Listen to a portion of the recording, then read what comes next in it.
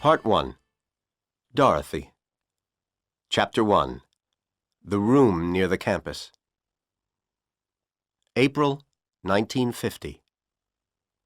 Night was coming to the town of Blue River, in the state of Iowa. It was nearly dark in the small room near the Stoddard University campus. The two people in the room that Sunday evening were both second-year students at the college. They were looking at each other in silence. The handsome young man was angry. His plans had been working so well. And now this news had come.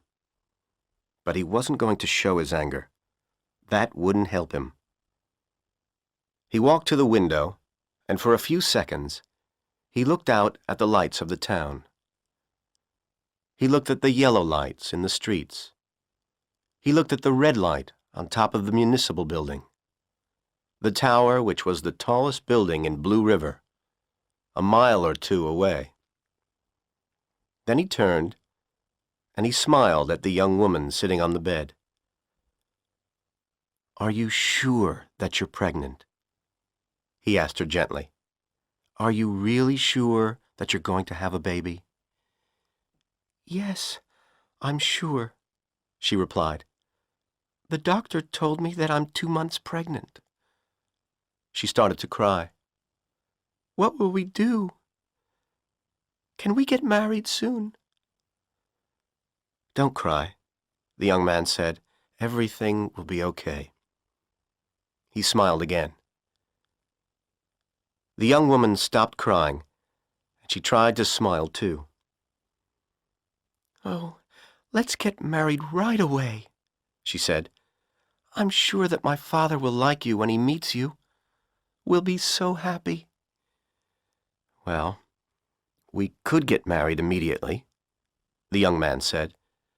"But this isn't what I'd planned, Dorothy. You know that. I'd planned to meet your father in New York in the summer, at the end of the college year. I wanted to ask him for permission to marry you then.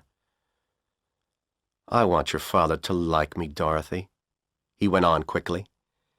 "If we're already married when I meet him, he'll guess the reason. He'll guess about your pregnancy. He won't like that. He'll be angry. He'll stop giving you money. We'll be poor. I'll have to leave college and get a job in a store. And you'll have to leave college to take care of the baby. We'll have to live in a trailer. How will you feel about that? How will your family feel about it?" "I love you," the young woman replied miserably. "I don't care about being poor. I don't care about my family. We'll be happy. I'm sure about that. And I don't believe that my father will be angry. Anyway, we don't have any choice. I'm pregnant. We'll have to get married soon." The handsome young man walked over to Dorothy and put his arms around her. Tonight, he had to pretend to love her. "We do have a choice," he said. "What do you mean?" the young woman whispered nervously. "I know someone who can help us," he replied. "You don't have to be pregnant, Dorothy." The young woman pushed him away from her. "You want me to have an abortion?" she said angrily. "No, I won't do it." And she started to cry again. "Listen to me," the young man said. "I do love you, Dorothy. You know that. But I don't want to destroy your life. Your family is rich. You don't know about being poor. But I know about it. You would hate it. Listen, I want to marry you next summer with your father's permission. Then he'll go on giving you money. We'll rent a little house near the campus. It will be wonderful. But you mustn't have this baby." "I won't have an abortion," Dorothy shouted. You won't need an operation, the young man replied quietly. You'll only have to take some pills. I can get them from a guy in one of my classes. His uncle owns a drugstore here in Blue River. He held the unhappy young woman in his arms again. For the next hour, he whispered in her ear. He told her many things that she wanted to hear. At last, he looked at his watch. You must go back to your dormitory, he said. It's nearly 10 o'clock. I'll meet you tomorrow evening, under the tree outside the pharmacy laboratory. I'll meet you at 8 o'clock. I'll bring the pills then. When his girlfriend had gone, the handsome young man put his hands over his face. Oh, God, he said desperately. He'd planned everything so carefully, but he'd been careless about one thing. He'd only made love with Dorothy once. He'd had to make her believe that he loved her, but he'd been careless, and now she was pregnant. I can't marry her if she's pregnant, he told himself. I will not live in a trailer with Dorothy and a baby. The young man was desperate because he wanted to marry Dorothy Kingship. He wanted to marry her because she was rich. He wanted to marry her because her father was the owner of Kingship Copper Incorporated. When the young man had found out that a young woman in his economics and philosophy classes was one of Leo Kingship's daughters, his life had changed. He had begun to think of an exciting future for himself.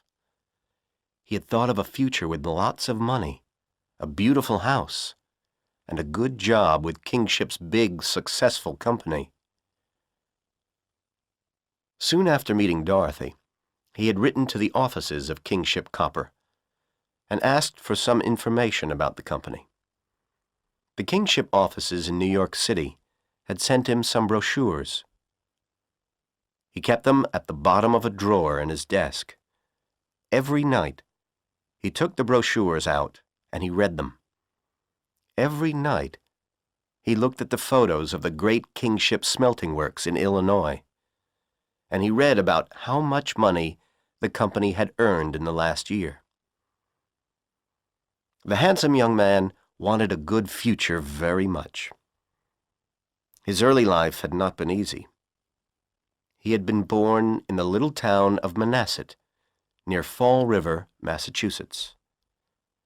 He was an only child. He had no brothers or sisters. His parents had been poor.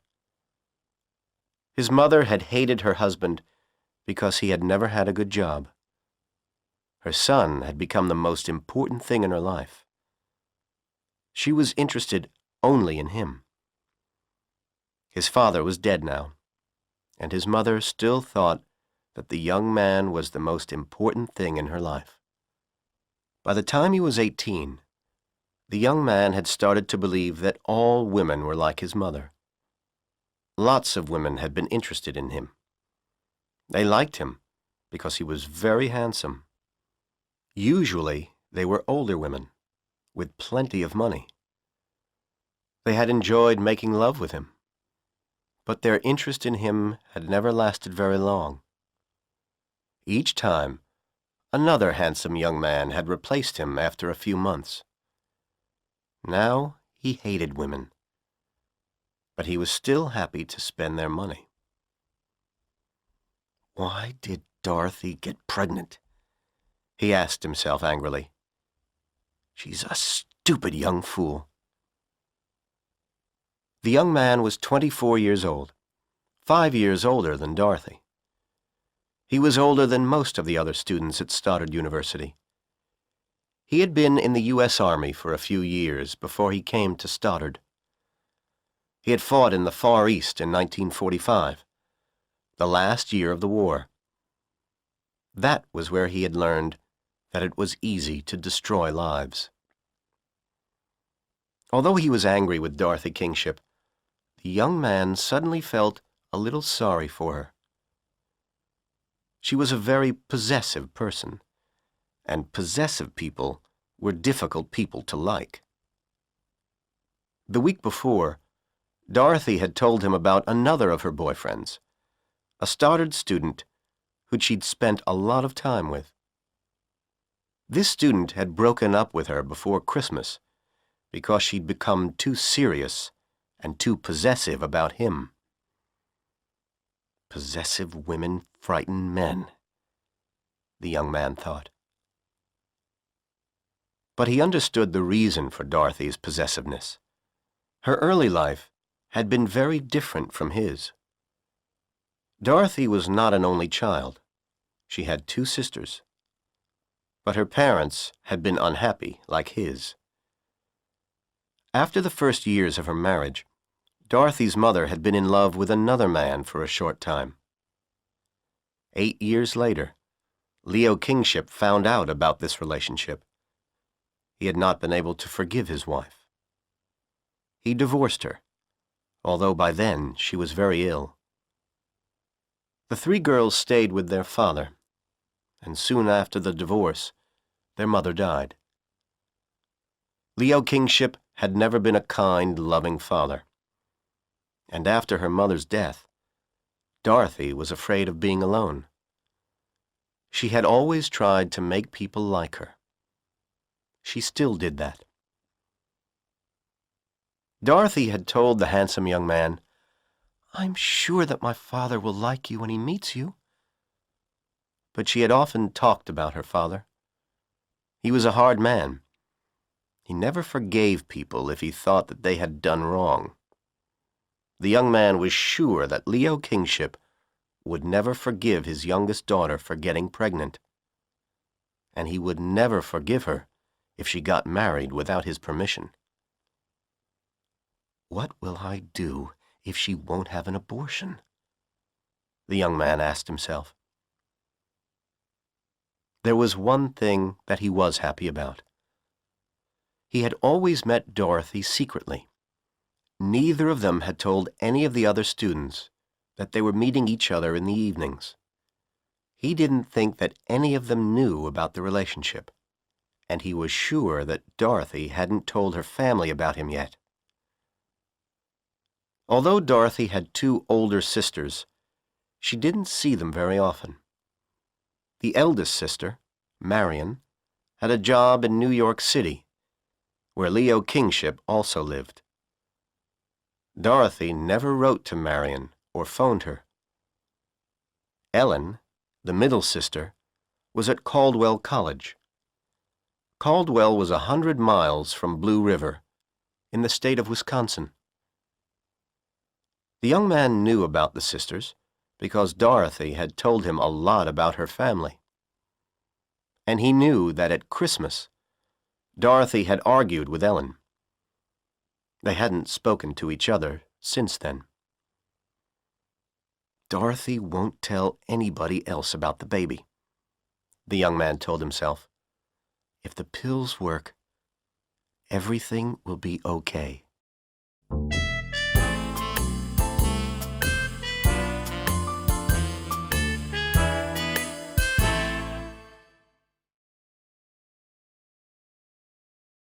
Chapter 2. The Pharmacy Laboratory. On Monday evening, the young man met Dorothy on the campus near the pharmacy laboratory. He gave her 2 white pills that he had gotten from his friend. "You must take both of them," he told her. "Take them tonight. You'll probably have a fever for an hour or 2, and you'll probably throw up. But then you'll abort the baby."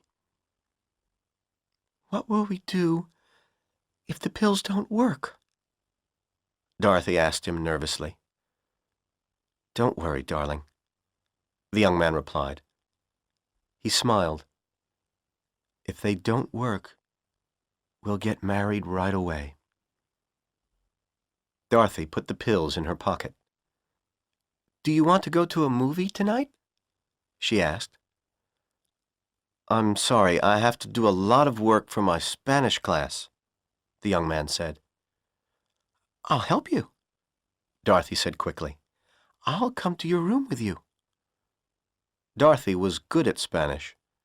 She was a student in an advanced Spanish class. "No, I'll be okay," he said. "Go home and take the pills now. Then you'll be okay in the morning."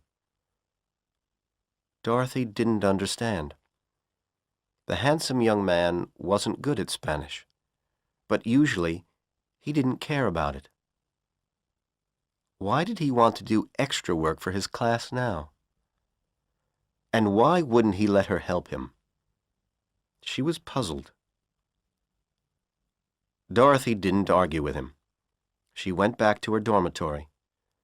She sat on her bed, and she looked at the two big white pills. "I could lie to him," she said to herself. "He would never find out about it. I could tell him that I'd taken the pills and that they didn't work. If I did that, he'll marry me soon. We'd be happy, whatever my father says." But Dorothy didn't want to lie to her boyfriend. They were going to get married soon, and lying wasn't a good way to start a marriage. She got a glass of water from the bathroom, closed her eyes, and took the pills. An hour later, she had a fever and a terrible pain in her stomach. After another hour, she threw up. But the next morning, she was still pregnant. On Tuesday morning, at 2 minutes after 9, the handsome young man was sitting in a lecture room on the campus. He wasn't really listening to what the philosophy lecturer was saying. He was thinking about Dorothy. Where was she? She was a philosophy student too, but she hadn't come to the lecture this morning. Was that good? The friend who had sold him the pills hadn't been sure that they would work. "If your girlfriend is 2 months pregnant, it might be too late," he'd said. "These pills are really for people who are only a few weeks pregnant. But she can try them, can't she?" Perhaps she aborted the baby in the night, the handsome young man thought nervously. Perhaps Dorothy isn't feeling well enough to come to classes this morning. But at 9:15, the door of the room opened quietly, and Dorothy came in. She was very pale. She sat down next to the young man and put her books on her desk. She wrote a few words on a page of her notebook, tore out the page, and passed it to him. "The pills didn't work. I had a fever, and I threw up all night. But I'm still pregnant." The young man closed his eyes. He tried not to show his anger and despair. After a moment, he opened his eyes again, and he smiled at Dorothy. He quickly wrote a few words on a page of his own notebook. "Don't worry. We'll get married this week." He smiled at Dorothy again, and he showed her the page. But he didn't tear it out of the notebook. The young man was thinking hard. Dorothy would want to get married right away. He needed some time to think of another plan. "Oh, God," he thought, "I wish that the pills had killed her." And as soon as he had thought that, something inside him changed. Suddenly, he felt calm. He was in control of his future again. When the class ended, the two young people left the lecture room together. "We have to talk," the young man said. "Let's go into the town center. We can have some coffee there. I won't go to any more classes today. And you don't have any more classes till the afternoon. Dorothy was still pale, but she was happy and excited. "Let's get married tomorrow," she said. "No, that's too soon, darling," the young man replied. "We have to find somewhere cheap to live. We can't live in my little room.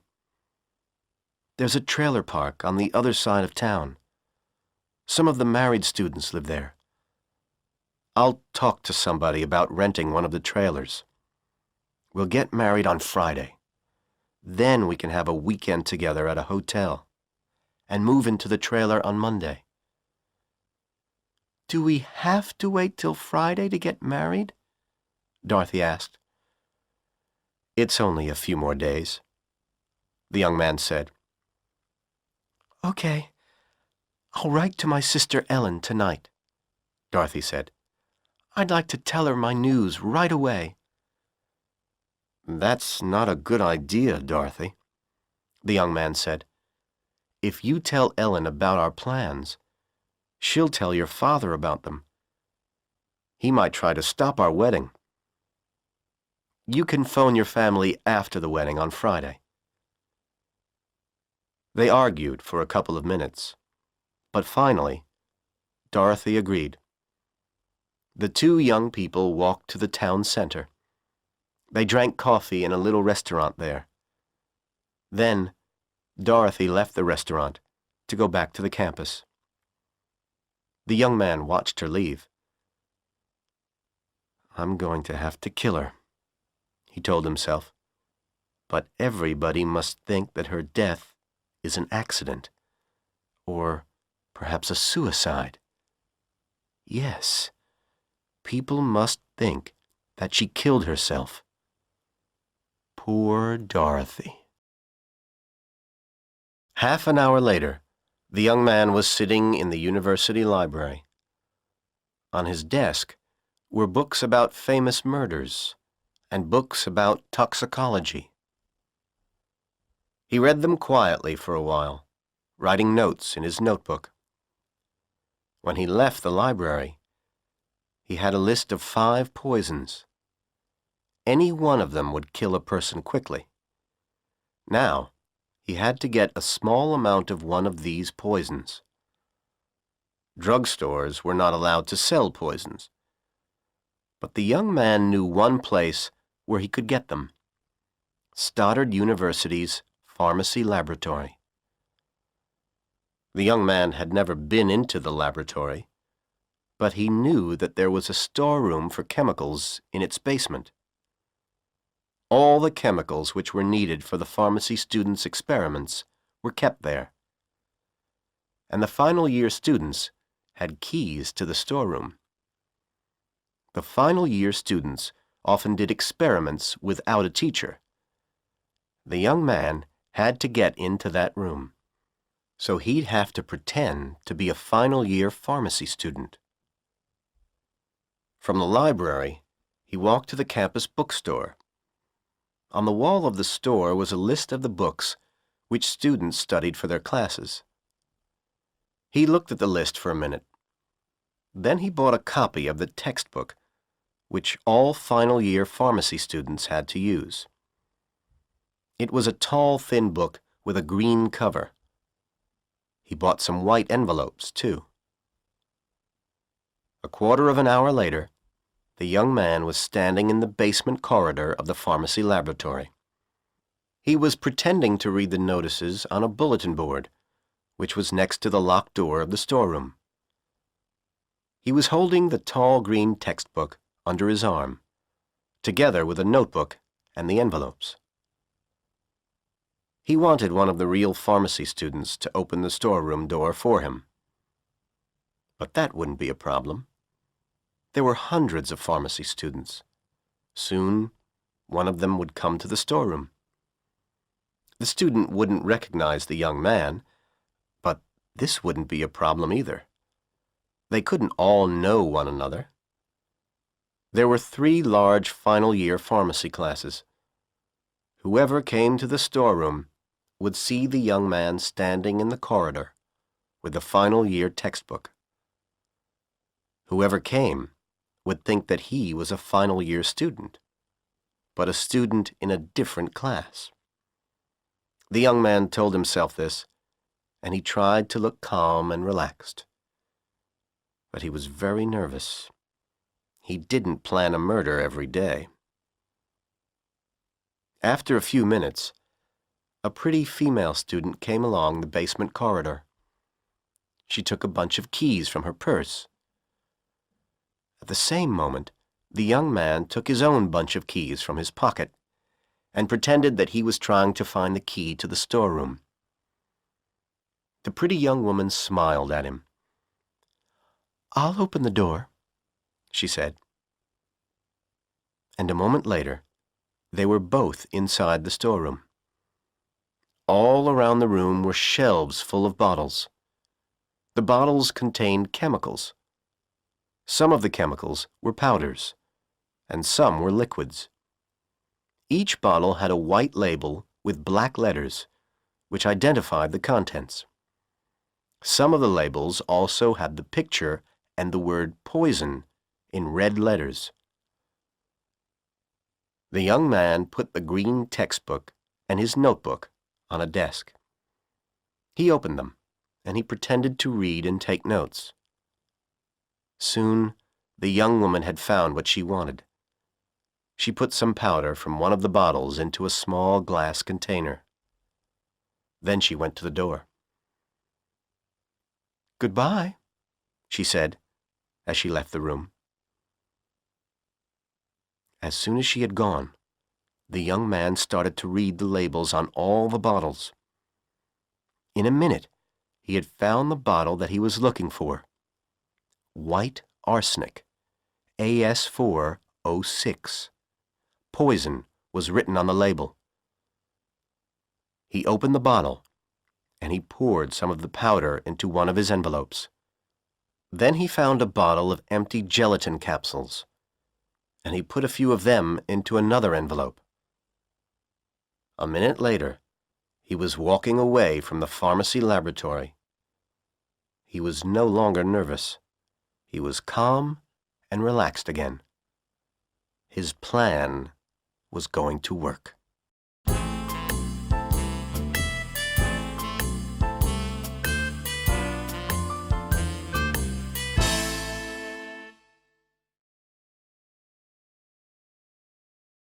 Chapter 3. The Note. That evening, in his small room near the campus, the young man made the arsenic pills. Each empty gelatin capsule had two pieces, a smaller one and a larger one. The young man carefully opened two of the capsules. He carefully filled the two smaller pieces of gelatin with arsenic powder. Then he carefully pushed the larger pieces of gelatin over the smaller ones.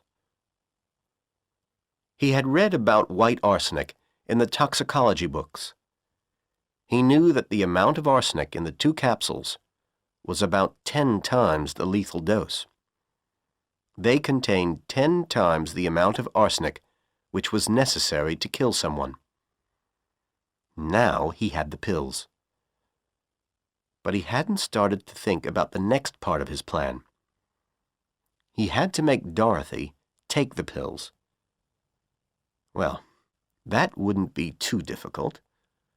But unless the police believed that Dorothy had killed herself, they would start asking questions on the campus. They would ask where the poison had come from. Then perhaps the pretty young pharmacy student might remember seeing a stranger in the storeroom. The police would show her photos of all the students in Dorothy's classes. That mustn't happen. He had to make Dorothy write a suicide note. That was the difficult problem. When he went to bed that night, the young man still didn't have a solution to his problem, and he didn't have much time to find one. He had told Dorothy that he'd marry her on Friday. If he didn't marry her by Friday afternoon, she would become suspicious. She would write to her sister Ellen and tell her about the baby. Then he'd have to leave college and move to another state, and that wasn't the future that he'd planned for himself. But he wasn't going to live in a trailer with a wife that he didn't love and a noisy, smelly baby.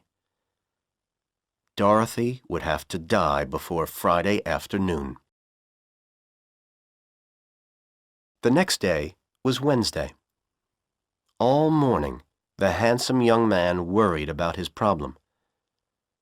He found the solution during the last class of the afternoon. The last class was Spanish. The students were studying a romantic novel called La Casa de las Flores Negras.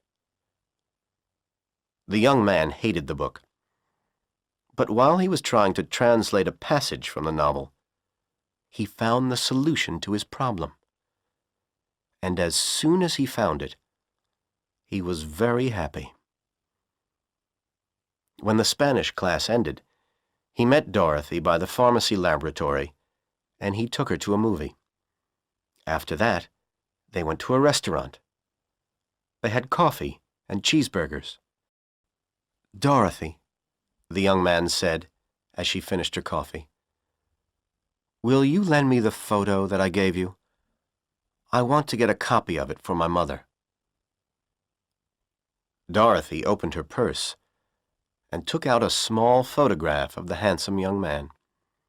The words, "To Dorothy, with all my love," were written across the bottom of it. She gave it to him. "I'll give it back to you next week," he said. "Okay, but please take care of it," she replied. "I want to keep it forever." When they left the restaurant, the young man took her back to his room and made love with her. He felt sorry for her. This was only the second time that they had made love. But it would be the last time, too. As soon as she had gone back to her dormitory, the young man burned the photo. He didn't want the police to find anything that connected him with Dorothy. The young man's first class on Thursday was economics. Dorothy was a student in this class, too. She came into the room as the lecturer was starting to speak. She sat next to the young man, and she smiled at him happily. The young man wrote some words on a page of his notebook. He showed them to Dorothy. "Please take notes for me. I have to finish some Spanish translation for my class this afternoon." Then, for 20 minutes, he pretended to write a translation of a passage from La Casa de las Flores Negras in his notebook. At the end of that time, he stopped writing, and he looked very puzzled for a minute. Then the young man tore a small piece of paper from his notebook. He quickly drew a picture of Dorothy on one side of it. Then he turned it over. On the other side, he wrote some words. "Can you help me? I don't understand this." "Querido, espero que me perdonares por la infelicidad que causaré. No hay ninguna otra cosa que puedo hacer." He passed the piece of paper to Dorothy. She read the words quickly. Then she turned the paper over. She was going to write the translation on the back, but she saw the drawing, and she smiled. She turned to a new page in her own notebook and wrote the translation on that. She tore the page from the book and passed it to the young man. And as he read it, he knew that everything was going to be okay. Darling, I hope that you will forgive me for the unhappiness that I will bring to you. There is nothing else that I can do. Now, he had Dorothy's suicide note. During the afternoon, the young man went to a room on the campus where there were several typewriters. Any Stoddard student could use these. He typed an address on one of his white envelopes. Miss Ellen Kingship, North Dormitory, Caldwell College, Caldwell, Wisconsin. The young man met Dorothy after her last class of the afternoon. "I've just talked to my friend, the friend whose uncle owns the drugstore," he began. "He told me that he gave me the wrong pills on Monday." The young man took an envelope from his pocket. "These are the right ones," he said. "You must take them tonight." "But I don't want to take any more pills," Dorothy said nervously. "I want to get married tomorrow."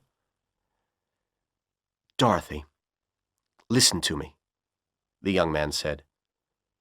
"If we have this baby now, it will grow up in a trailer. It will have a bad start in life because its parents will be poor. Please, take the pills, Dorothy. We'll get married soon anyway.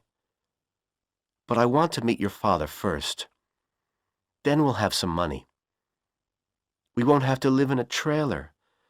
We can live in a real house. We'll be so happy. And we can have a baby next year, darling." "No," Dorothy said miserably. She started to cry. "No, no." "Dorothy, please do this for me," the young man said, putting his arms around her. "I know that you want the baby. But you're only thinking about yourself. You aren't thinking about me or the child. Don't give our first child a bad start in life." Suddenly, his voice was cold. "If you won't take the pills, Dorothy, I won't marry you. You'll have to ask your father for help. What will he say?" They talked for half an hour. Finally, Dorothy took the envelope from him. "Take the pills at about 10 o'clock this evening," the young man said. "If these pills don't work, I'll marry you tomorrow afternoon. I promise you that." Then he held her hand for a moment, and he left her. Slowly and sadly, she walked towards her dormitory. At 10:15 that night, the handsome young man went to a telephone booth in the street near his room. He phoned Dorothy's room at the dormitory. "Did you take the pills?" he asked her. "Yes," she said. "I took them at 10 o'clock. "Thank you, darling," he said. "My friend said that you will probably feel some pain half an hour after you've taken them. You mustn't worry about it. Don't tell anybody. The pain will soon go. You'll be okay in the morning. Good night, darling. I'll see you tomorrow." "Good night," she replied. "I love you." The young man put Dorothy's translation from La Casa de las Flores Negras into the envelope with her sister Ellen's address on the front. Then he dropped the envelope into a mailbox. He smiled as he walked back to his room.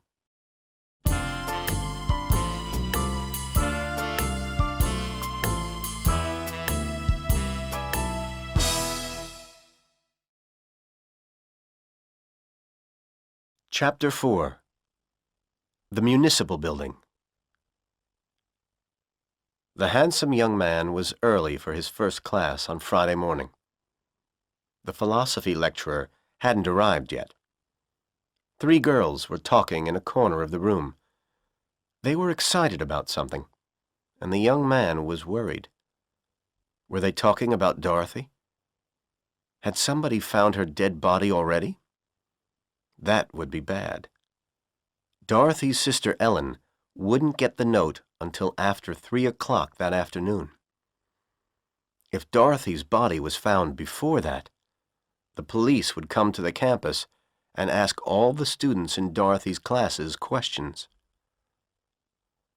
The young man had hoped that nobody would start to worry about Dorothy until the evening. As soon as Ellen got the note, she would phone the university office. Then, the police would be sure that Dorothy had killed herself, even before they went to the dormitory. Then, they wouldn't ask questions in her classes. The lecturer arrived, and everybody sat down. The handsome young man tried to forget his worries. He tried to listen to the lecturer's words. After a few minutes, he heard the door of the room open, and he heard somebody come in. He didn't turn his head. But when somebody sat down next to him, he looked around. Suddenly, he wanted to scream. His skin felt cold, and he thought that he was going to throw up. Dorothy smiled at him and passed him a piece of paper. He waited a few moments. Then he read the words on it. The new pills didn't work either. Oh, God, the young man thought desperately. Why did I trust her? She didn't take the pills. She wants to get married right away, so she didn't take the pills. And at 3 o'clock, her sister will get the note. Then she'll phone the campus, and then there'll be trouble. He stopped listening to the lecturer, and he started to think hard about his problem. The suicide note was on its way to Caldwell. He couldn't change that. He looked at his watch. It was 10 o'clock. The note would reach Dorothy's sister's dormitory at 3 o'clock that afternoon. So in the next 5 hours, Dorothy has to die, the young man told himself. And everybody must think that she killed herself. What can I do? But soon, he had an idea, and he felt calm again. Dorothy believed that she was going to be married that afternoon. And people in Blue River often got married at the municipal building. The Marriage License Bureau was there. People had to go to the bureau to get a license before they could be married. And there was a judge's office in the building, too. If 2 people didn't want to marry in a church, the judge could marry them as soon as they had their license. And the municipal building is the highest building in the town, the young man thought. It's 14 stories high. If someone jumped from the top of it, they would certainly die. At the end of the philosophy class, the young man spoke quickly to Dorothy. "We'll get married today, darling," he said. "Will you wait for me by the pharmacy laboratory? I have to call somebody. I won't be long. Then we can make our plans." The young man went to a phone booth. He asked the operator for the number of the Marriage License Bureau. He dialed the number. "Is this the Marriage License Bureau?" he asked when somebody answered. "When is the bureau open today, please?" The clerk told him that the bureau would be open until 12 o'clock, and then from 1 o'clock to 5 o'clock in the afternoon. The bureau would be closed for an hour between 12 and 1. That was when the clerks went out for their lunch. A few minutes later, the young man met Dorothy outside the laboratory. She looked nervous. He smiled at her. "We'll get married right away, darling," he said. "Don't worry about the baby. Everything will be okay." "Oh, I'm so happy that you aren't angry about the baby," she replied. "I want to marry you so much." "We have to go to the municipal building to get the license," the young man said. "Let's go there at about 12:30.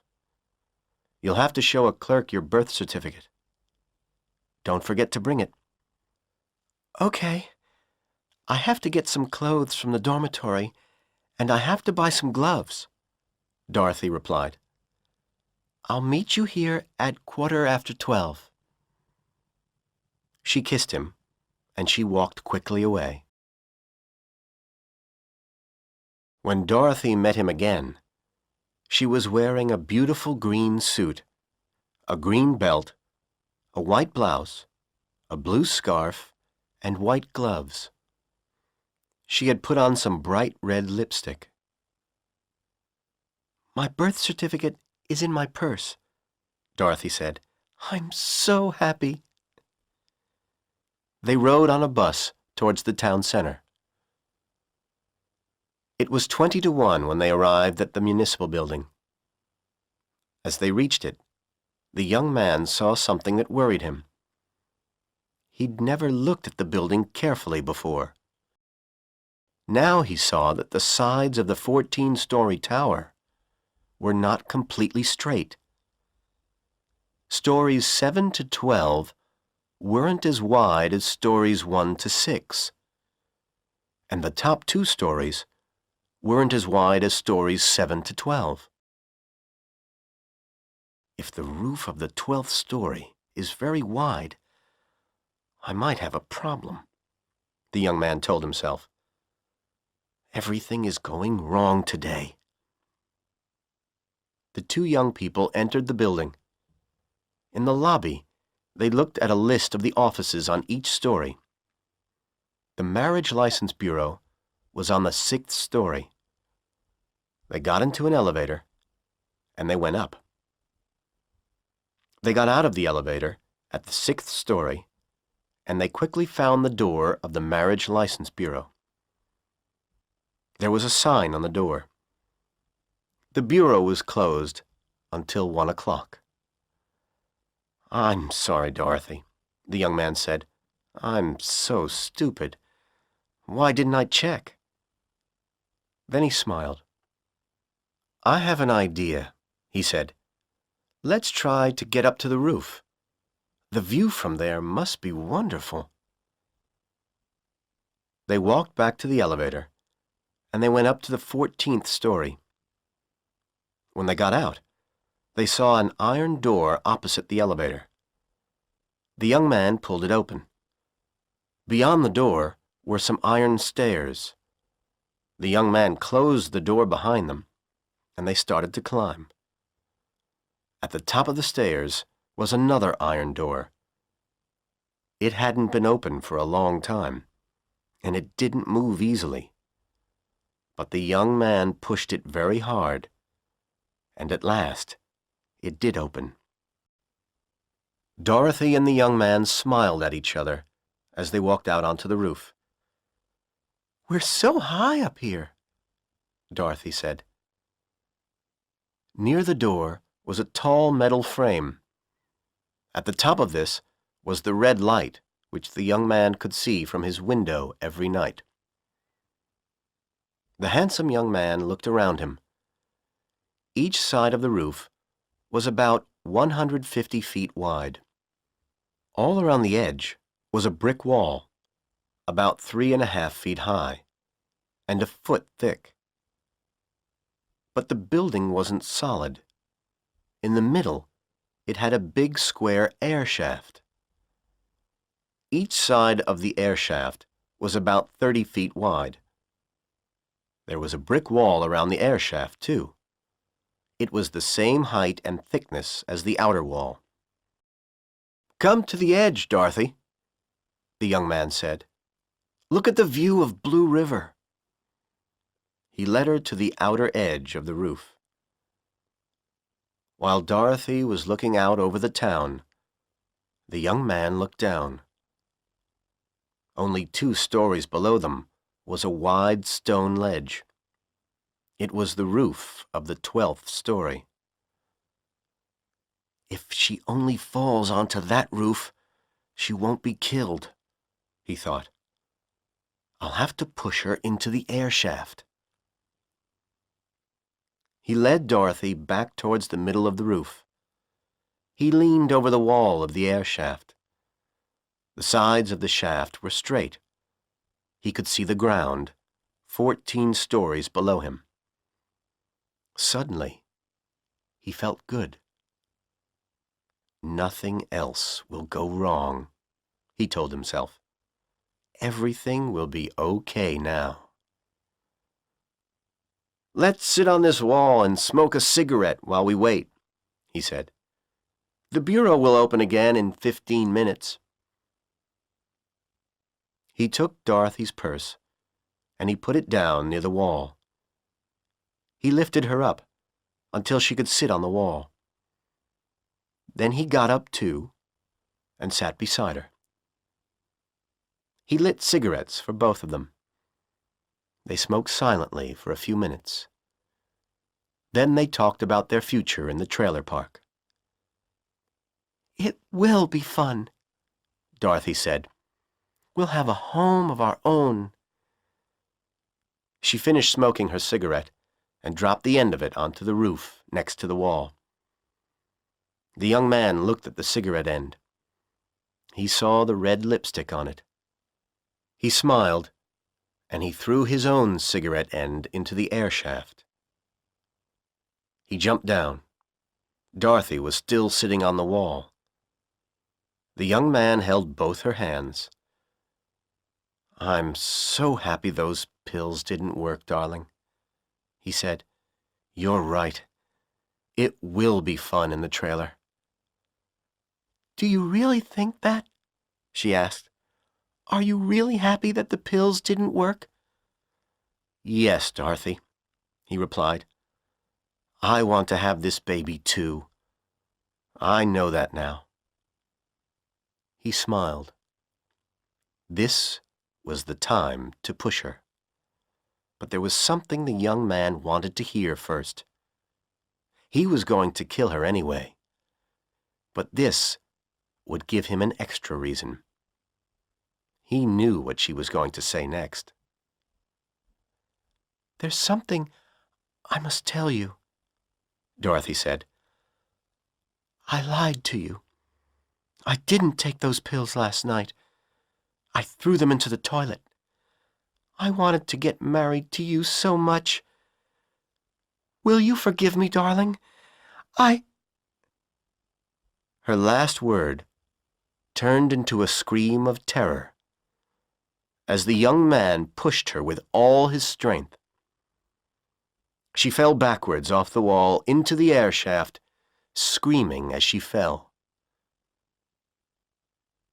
The young man was already running towards the iron door when he heard Dorothy's body hit the bottom of the shaft.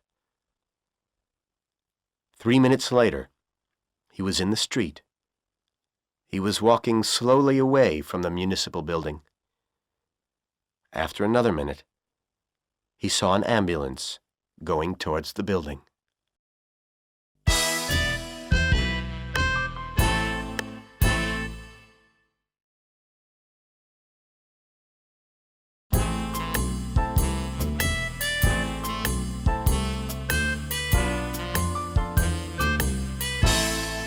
Part 2.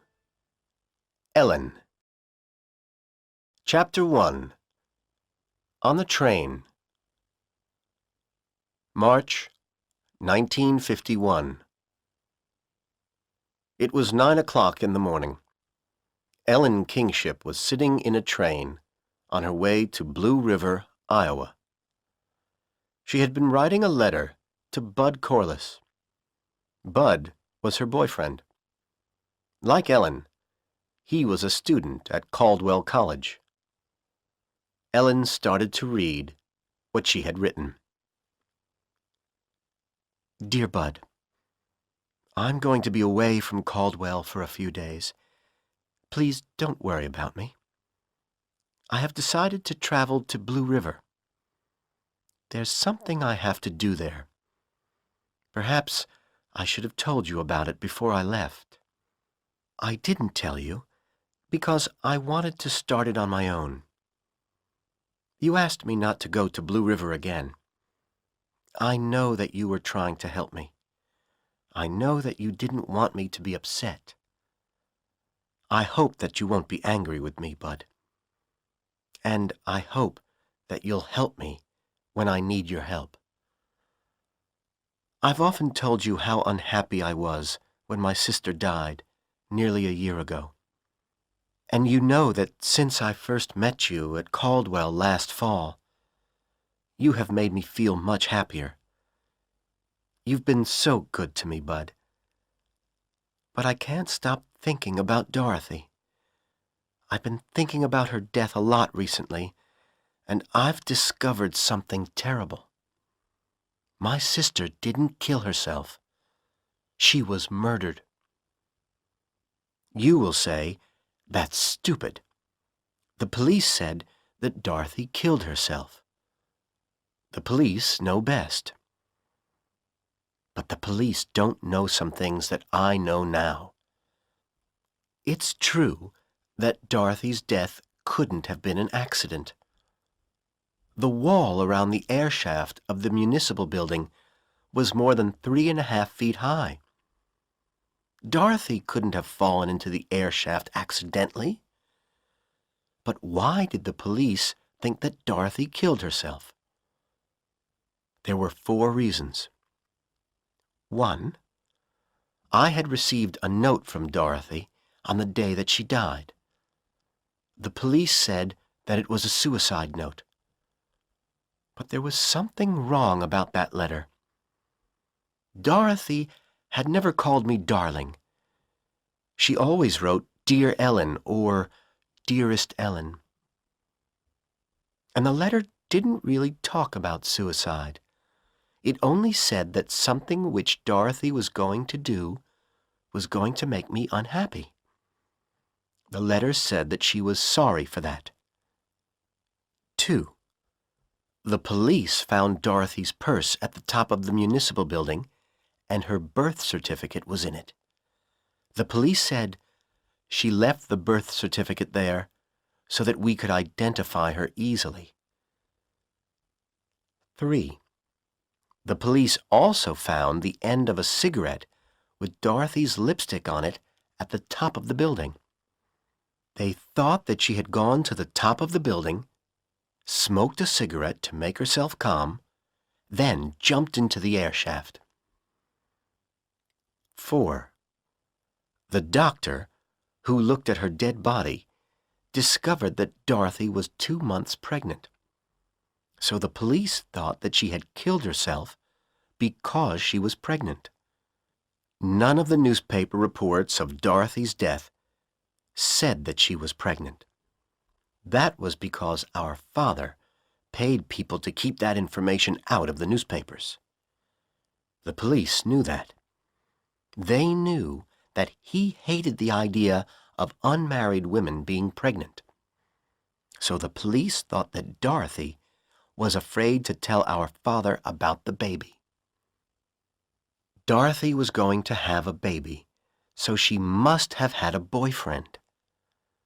None of her friends knew who the child's father was. They hadn't seen her with a boyfriend since Christmas. But she was 2 months pregnant in April. So she must have had a relationship with someone until February at least. My father said it isn't strange that this man hasn't told the police about his relationship with Dorothy. He must know that she was pregnant. If he talks to the police, they will say that Dorothy's death was his fault. I agreed with this at the time, and I wasn't surprised when the police didn't try to find the father of Dorothy's child. Making somebody pregnant isn't a crime in this country. And I wasn't surprised that Dorothy hadn't told me about her pregnancy. We'd argued at Christmas, and she hadn't written to me since then. But I did wonder who the father of her baby was. A few weeks before we argued, Dorothy told me about a student who she liked a lot. He was in her English class. She said that he was tall, blond, and very handsome. Was he the father of the baby? The police thought that my sister had killed herself, so they weren't interested in any of her boyfriends. And there were some other things that the police weren't interested in. Some very strange things. The police didn't know Dorothy, so they didn't understand that these things were strange. But in the last few weeks, I have tried to understand these things. Ellen stopped reading for a moment. Bud will be angry with me for visiting Blue River, she thought. But he'll understand. He will help me when I need his help. She started reading again. A few hours before Dorothy died, she borrowed a belt from one of her friends in the dormitory. Why did she borrow a belt if she was going to kill herself? The police asked themselves that, but they didn't think the question was very important. They said she was unhappy. She didn't know what she was going to do. But there was another question which the police didn't ask themselves. I took Dorothy's things from her room at the dormitory after her death. I found something there which puzzled me. Dorothy had owned a belt exactly like the one that she had borrowed from her friend. It was still in her room. So why did she borrow her friend's belt? When she died, Dorothy was wearing a pair of new white gloves. She had bought them at a store in Blue River on the morning of the day she died. They were very cheap gloves, and they weren't very pretty. But in her room, Dorothy had a beautiful pair of expensive white gloves. Why did she buy a cheap pair of white gloves that day when she already had a beautiful pair in her room? The police talked to the owner of the store where Dorothy had bought the gloves. The woman said that Dorothy had first asked for a pair of white stockings. The store didn't have any white stockings, so she bought the white gloves instead. The woman said, I think she wanted something new that day. She didn't care whether it was a pair of stockings or a pair of gloves. Dorothy was wearing a beautiful green suit that Friday. It was her best suit, and she was very proud of it. But she was also wearing a very old white blouse. The blouse didn't look good with the suit. It was the wrong style. And Dorothy had several much newer white blouses in her room. They would have looked good with the suit. Dorothy was very careful about her clothes. She dressed very nicely. So why was she wearing that old white blouse? And there was another strange thing. When she died, Dorothy was wearing a bright blue scarf with her green suit and her brown shoes. The scarf didn't look good with her other clothes. And Dorothy had some scarves in her room which would have looked good with the green suit. For weeks now, I have been asking myself these questions. Why did Dorothy borrow the belt from her friend when she already owned one exactly like it? Why was she wearing that old blouse with her new suit? Why was she wearing the blue scarf? And why did she buy a new pair of white gloves when she already had some better ones? I asked myself these questions, and I told myself, there is a message here from Dorothy. You must try to understand the message. Then, 2 days ago, I asked myself the questions in a different order. I asked myself, why was Dorothy wearing the old blouse? Why did she buy the new gloves? Why did she borrow the belt? And why did she wear the blue scarf with her green suit? And suddenly, I did understand. Bud, do you know the old poem about what a bride has to wear on her wedding day? The poem says that if she wears these things, she will be lucky. The poem says that a bride must wear something old, something new, something borrowed, something blue. The police said that Dorothy had gone to the municipal building because she wanted to kill herself. They said she wanted to jump from a high building, and the municipal building is the highest building in the town. But I've discovered something else. The municipal building is also the building which contains the Marriage License Bureau. That's where people go if they want to get married. And if someone wants to get married, they have to show a clerk at the bureau their birth certificate. And now I've looked again at Dorothy's letter to me. Her words might be saying that she's sorry for getting married without telling me first. There's one more thing. I've discovered that the Marriage License Bureau closes between 12 and 1 o'clock each day. It was 10 minutes to 1 when Dorothy fell from the roof. I now think that this is what happened last April.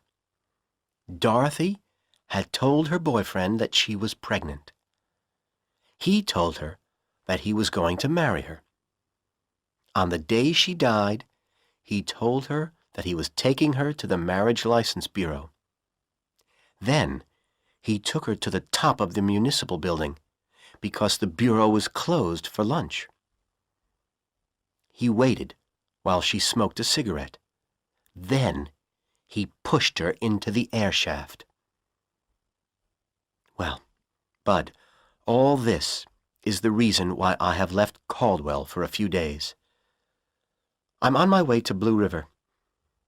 I'm on the train now. I'm going to talk to the professor of English at Stoddard University. I'm going to be a detective. I want to find out about handsome blonde students in Dorothy's English class. I want to discover who Dorothy's boyfriend was. Don't worry about me, Bud. I'll be very careful. I've seen lots of movies where a brave girl detective discovers the identity of a murderer. She always tells him that she knows the truth about him. And he says, "Now you know the truth, so I'm going to kill you." If I find Dorothy's boyfriend, I won't talk to him, Bud. I only want to know who he is. Then I'll tell my father about all this, and my father will talk to the police. Ellen finished reading what she had written, and she looked out of the window. The train was arriving at Blue River. In the distance, she could see the municipal building. She added a few words to her letter. I'll write to you again soon. I might know more by then. Wish me luck, Bud. Love, from Ellen.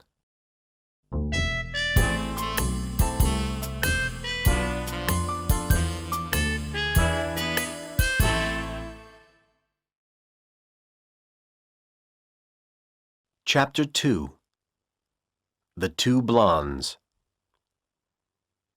Ellen quickly found a hotel in Blue River and she took a room for a few days. She unpacked her bag. Then she phoned the English department at Stoddard University. She spoke to the professor of English and told him that she was Dorothy Kingship's sister. She said that she wanted to talk to him about Dorothy. The professor remembered Dorothy, and he agreed to meet Ellen at 1 o'clock. Ellen wanted to ask the professor if there had been any handsome blonde students in Dorothy's English class. But she couldn't tell him, "I think that one of your students is a murderer." The professor wouldn't believe her.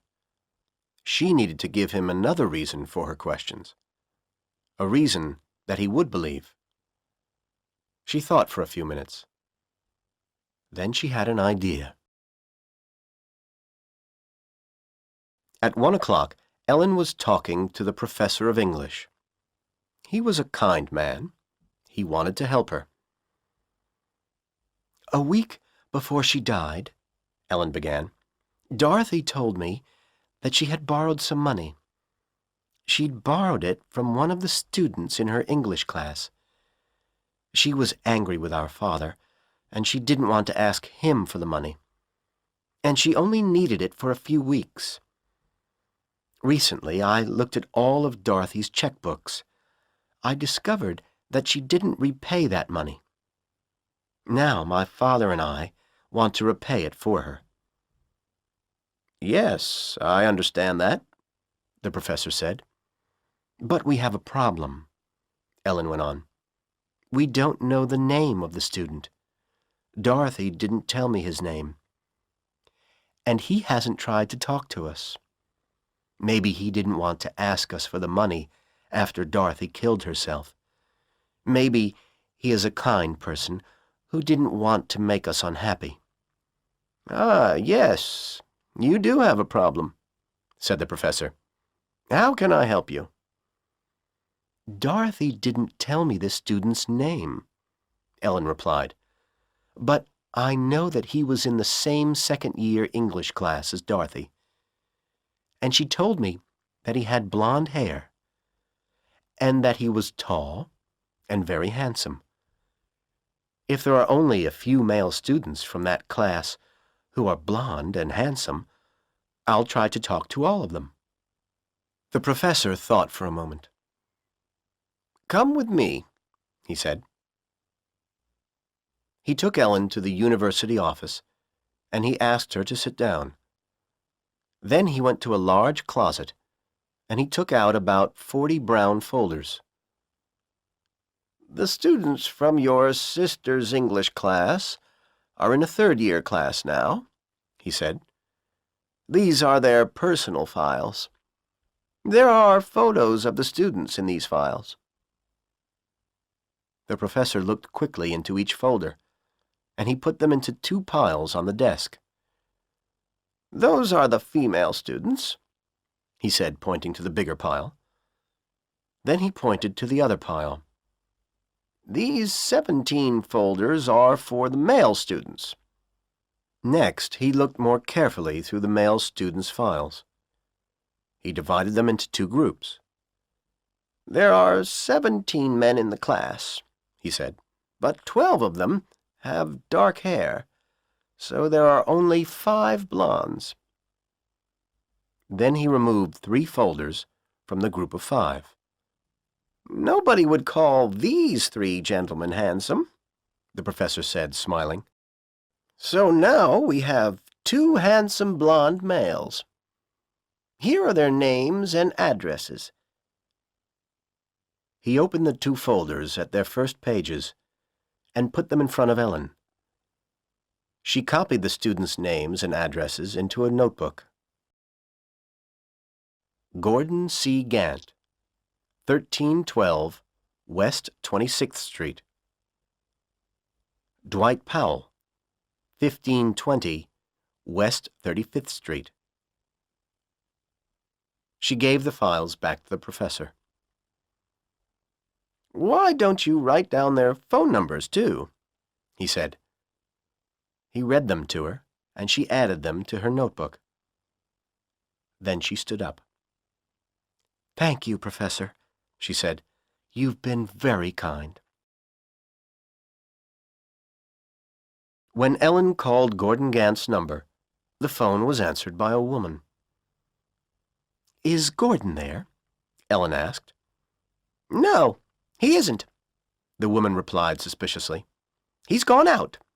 He'll be out until late this evening." "Who am I speaking to?" Ellen asked politely. "I'm Mrs. Arquette," the woman replied. "This is my house. Gordon rents a room here. Can I give him a message?" "No, thank you," Ellen said. "I'll call again later." She put the phone down. She thought for a minute.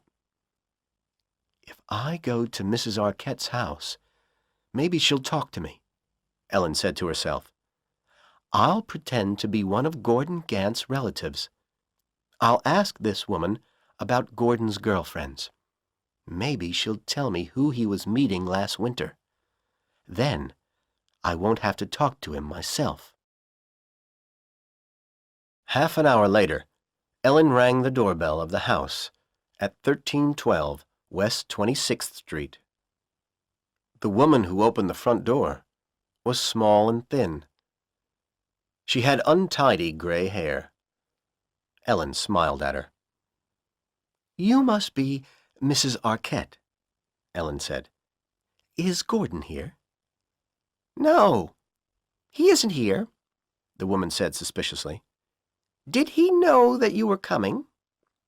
"Yes, I'm Gordon's cousin," Ellen said.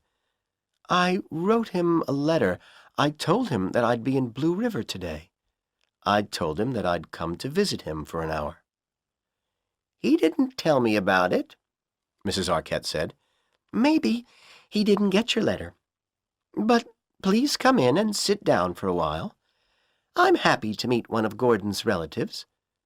Gordon's a fine young man." The woman smiled suddenly. "Come into the living room," she said. "I'll make some coffee." Ellen followed her into the house. "Gordon's at the radio station," Mrs. Arquette said when they were sitting in her living room, with coffee in front of them. "Did you know about his radio program?" "He did tell me something about it," Ellen replied. "He's a disc jockey on the Blue River radio station," Mrs. Arquette said. "He plays records for 2 hours every night, except Sundays. Gordon's a very busy young man. He's at college most of the day. Then in the evenings, he's on the radio."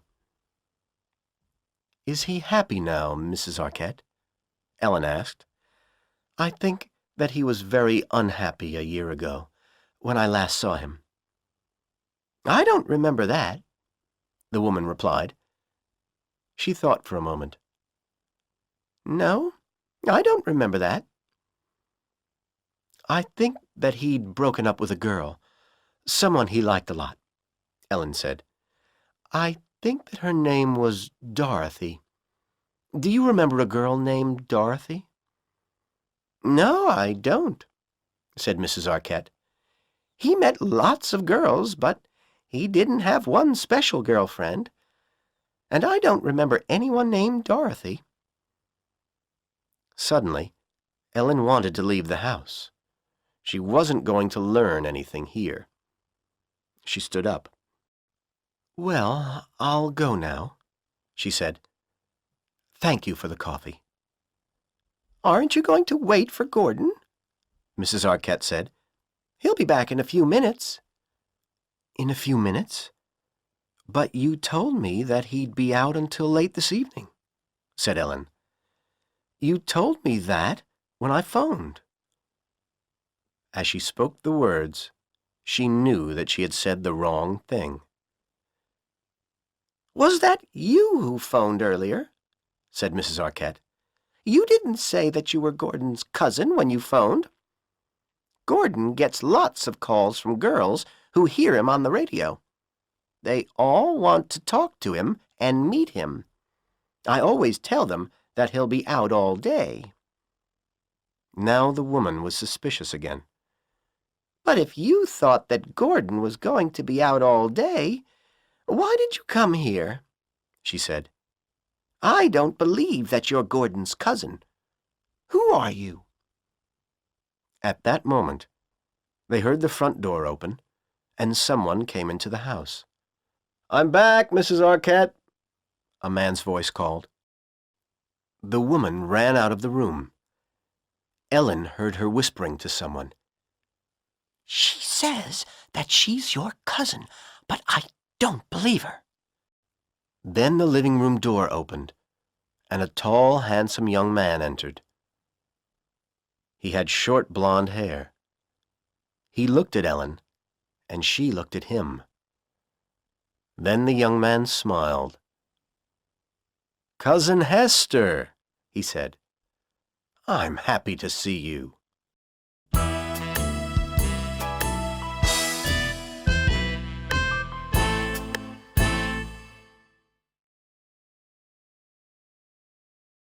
Chapter 3. The Detective. Ellen ran past Gordon Gant and Mrs. Arquette, out of the front door, and into the street. She saw a taxi, and she waved her arm at it. The taxi stopped, and she jumped in. She told the driver the address of her hotel. Then she lay back in the seat. Her body was shaking. Half an hour later, sitting in her hotel room, she was feeling a little better, but she was angry with herself. "I was so stupid," she thought. Her afternoon had not been successful.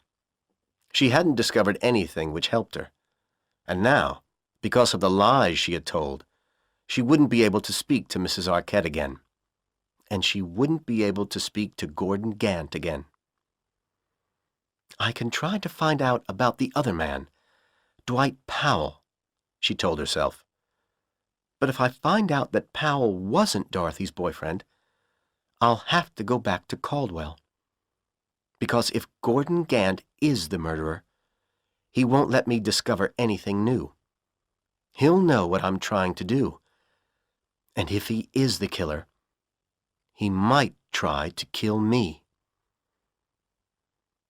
From her purse, she took the letter which she had written to Bud on the train. She put it on a table by the window. She had decided to add a few more lines to it before she mailed it. At that moment, someone knocked on the door of her room. "Clean towels for you," said a high female voice. Ellen opened the door. "Hello again," said Gordon Gant. "I can pretend to be someone else, too." He pushed past her into the room and closed the door behind him. "Please don't shout for help," he said. "If you do, I'll tell the police about your visit to Mrs. Arquette's house. I won't hurt you. I followed your taxi here because I want to know what's happening. Why were you pretending to be my cousin? Why did you ask Mrs. Arquette those questions about me?" "I can't tell you," Ellen said. "Please, leave me alone." She was terrified. But as she spoke, Gant saw the letter on the table by the window. He picked it up, ran into the bathroom, and locked the door. Ellen started to cry. "Please don't read that letter," she said miserably through the door. "It's private." Gant didn't reply. 5 minutes later, he came out of the bathroom. He gave Ellen the letter. "I understand now," he said. "I'm sorry. Am I on your list of handsome blonde students?" "Yes," said Ellen quietly. "What's your name?" Gant asked her. "Please, tell me." "I'm Ellen Kingship," she replied. "Listen to me," Gant said. "I didn't know your sister. I saw her in English class. But until she died, I didn't know her name. I didn't kill her. There were other blonde men in that class, Ellen. But I'd like to help you. Will you let me help you?" He smiled at her. Ellen wanted to believe his words, but she had to be sure. The man who killed her sister must have been a good actor, because Dorothy had trusted him. Perhaps Gordon Gant was acting now. "No," she replied. "I can't let you help me." There was a book on the table next to the bed. Gant picked it up. "You don't trust me," he said. "But I swear on this Bible that I didn't kill your sister." "No, I don't trust you," Ellen said. "If you had killed her, you'd swear on 20 Bibles that you weren't the murderer." "That's true," Gant replied sadly. "Okay, I'll go now." After Gordon Gant had left, Ellen thought about him. Gant hadn't tried to hurt her, and she didn't really believe that he was the murderer. Dwight Powell was probably Dorothy's killer. She had to find out about him. She sat down with her letter to Bud. She picked up a pen and wrote the address of her hotel after her signature.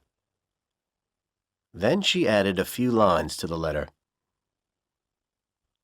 "I've got a nice room in this hotel in Blue River. The professor of English was very helpful. I think that I know now who killed Dorothy. His name is Dwight Powell, and he lives at 1520 West 35th Street. I'm going to find out about him tomorrow." Ellen went down to the lobby of the hotel and mailed the letter. Then she went back to her room. She filled the bath with hot water, and she sat in it for an hour, listening to the Blue River radio station. She heard Gordon Gant's voice on the radio. And when she heard him say, "The next record is for my good friend Ellen from Caldwell," she smiled. The next morning, Ellen phoned the house where Dwight Powell lived. The owner of the house answered the phone. "Dwight is working this morning," the woman said when Ellen asked for Powell. "He has a job at Folger's coffee shop in the town center." Ellen made a decision. She was almost sure that Powell had been her sister's boyfriend. She would go to Folger's coffee shop and talk to Powell about Dorothy. If he didn't know that she was Dorothy's sister, he would have no reason to lie to her. 10 minutes later, Ellen walked into the coffee shop. It was clean and pleasant. Powell was working behind the counter. Ellen had seen his photo in his student file. She recognized him immediately. She sat down at the counter. "I'd like a coffee and a cheeseburger, please," she said. As she ate, Powell started to talk to her. "I haven't seen you here before," he said. "Do you live in Blue River?" "I've been here a few days," Ellen replied. "I want to get a job here. I'm a secretary." Powell seemed a pleasant, quiet young man. But Ellen remembered that Dorothy's killer was a good actor. They talked for 10 minutes about Powell's life as a student at Stoddard University. But he didn't talk about anybody named Dorothy until Ellen had finished her meal. "When you walked in, you reminded me of someone," he told her. "And I've been trying to remember who you remind me of. Now I have remembered. She was a girl in my class. Her name was Dorothy. She was a nice girl." He smiled sadly. As Ellen stood up to leave, Powell said, "Are you free this evening? Can I take you to a movie?" She thought for a moment. Maybe she could find out more about this young man. "Okay," she said. I'd like that. He told her that he would come to the lobby of her hotel at 8 o'clock. "What's your name?" he asked. "Evelyn Kittredge," she replied. "Okay," Powell said. "I'll see you at 8 o'clock then, Evelyn." Ellen was sitting in the lobby of the hotel at 7:30. She didn't want Dwight Powell to ask the clerk about someone named Evelyn Kittredge. At 7:55, Powell arrived. He took Ellen to a movie theater in the town center. During the movie, he put his arm round her shoulders, and as they left the theater, he kissed her. After the movie, the two young people went to a restaurant for some coffee. Then Powell took Ellen back to her hotel. They sat in the lobby and talked for a while. "You told me this morning that I reminded you of somebody," Ellen said. "Her name was Dorothy. Please tell me about her, Dwight." "She was a very nice girl," Powell replied. "She was in my English class. She was my girlfriend for a few months." "Why did you break up with her?" Ellen asked. "She was very possessive," Powell said. "She got too serious about me. She wanted to get married. She was a nice girl, but I didn't want to marry her." They talked for a few more minutes. Then Powell stood up. "May I meet you again tomorrow night?" he asked. "We'll go to a dance." "Okay," Ellen said. "I'd like that. Come here at 7:30. Powell kissed her, and he left the hotel. Ellen went to her room. She was in bed when the phone rang. She picked it up. She heard Gordon Gant's voice. "I've been worried about you," Gant said. "I thought you might be in danger. Have you talked to any other handsome blonde English students?" "Yes," Ellen replied. "I talked to Dwight Powell.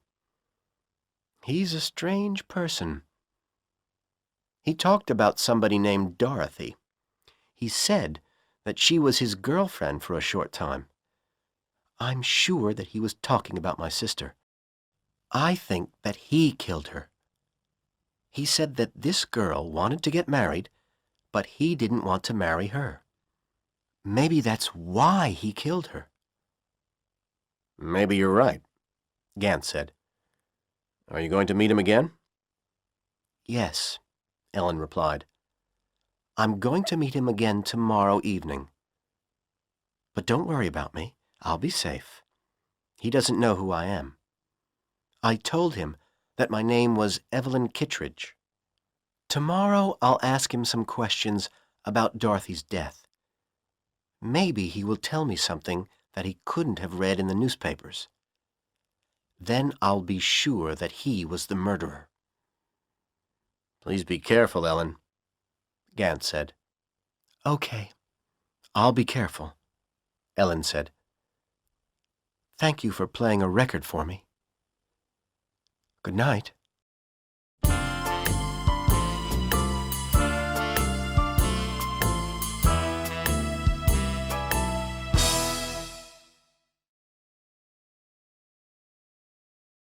Chapter 4.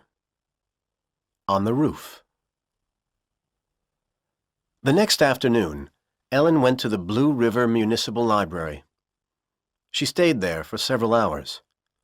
She read all the reports of Dorothy's death that had been printed in the Iowa newspapers. If Dwight Powell told her anything about Dorothy's death that hadn't been printed in the papers, she would know. She would know that he was the killer. That evening, Ellen was again waiting in the lobby of the hotel when Dwight Powell arrived. "I'm sorry, Dwight," she said to him. "I can't go to a dance this evening. I have to visit an attorney in the municipal building. He might have a job for me. He told me that he'd be there until 8:30. Will you come with me, please? I won't have to talk to the man for long. After I've seen him, we can come back here and have a few drinks together. Okay, Evelyn, Powell said.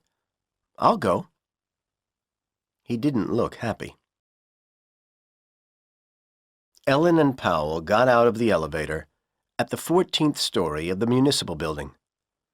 The attorney's office is room 1405, Ellen said. It must be around the corner. She started to walk along the corridor, and Powell followed her. She had phoned the office that afternoon. The attorney's secretary had told her that the office closed at 5 o'clock. She hoped desperately that nobody would be there now. They soon found room 1405. A sign on the door said, Frederick Clausen, attorney. But the office was closed, and there were no lights on inside. Ellen looked at her watch angrily. It's only 8 o'clock, she said. When I spoke to Mr. Clausen on the phone this afternoon, he told me that he would be here until 8:30. I'll have to come back tomorrow. They walked back along the corridor. Then suddenly, Ellen pointed to an iron door opposite to the elevator. That must be the way to the roof, she said. Let's go up there, Dwight. The view will be wonderful at night. I want to look at the stars. Why don't we go to the dance, Evelyn? Powell said nervously. We still have the time to do that. No, I want to go to the roof, Ellen said. She opened the door, and she started to run up the iron stairs. Powell followed her slowly. A minute later, they were on the roof. Ellen was looking up at the night sky. Isn't it a beautiful night? She said to Powell. The moon is so big. There are so many stars. Don't you love it up here, Dwight? I don't like high places, Evelyn, Powell replied miserably. I don't feel safe up here.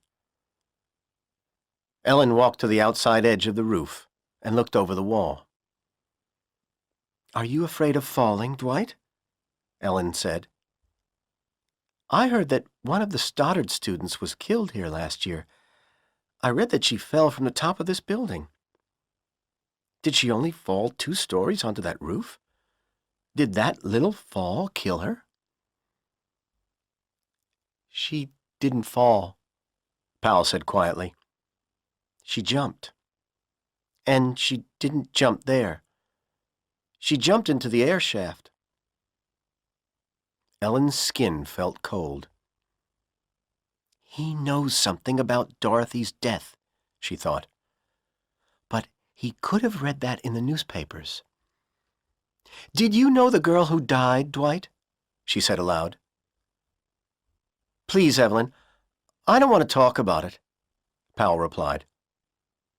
But did you know her? Ellen asked again. Powell waited a moment before he spoke. Yes, he said sadly. I knew her. She was the girl that I was telling you about yesterday.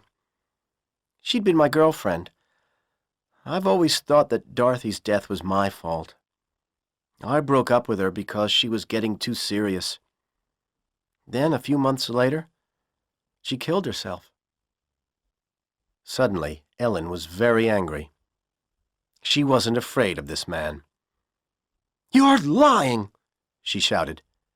Dorothy didn't kill herself. You murdered her. You made her pregnant, and then you killed her. You pushed her into that air shaft. Powell was frightened now. Ellen could see that. But he was puzzled, too. Pregnant, he said. Was Dorothy pregnant? I didn't know that. The newspapers didn't say that she was pregnant. Is that why she killed herself? Oh, God, that's terrible. She didn't kill herself, Ellen screamed.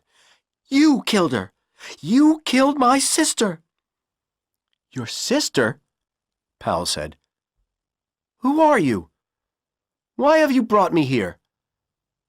My name is Ellen Kingship, Ellen said, and I brought you here because I want to know the truth. Don't try to kill me, too. Somebody knows that I'm here with you. If we don't go down to the street in the next 5 minutes, he'll phone the police. I won't try to kill you, Miss Kingship, Powell said sadly. I've never killed anybody. Please tell me something. How long had Dorothy been pregnant? You know how long she'd been pregnant, Ellen shouted. She was 2 months pregnant when she died. That's why you killed her. 2 months, Powell said quickly. Oh, then the baby wasn't mine, Miss Kingship. I broke up with Dorothy before Christmas 1949.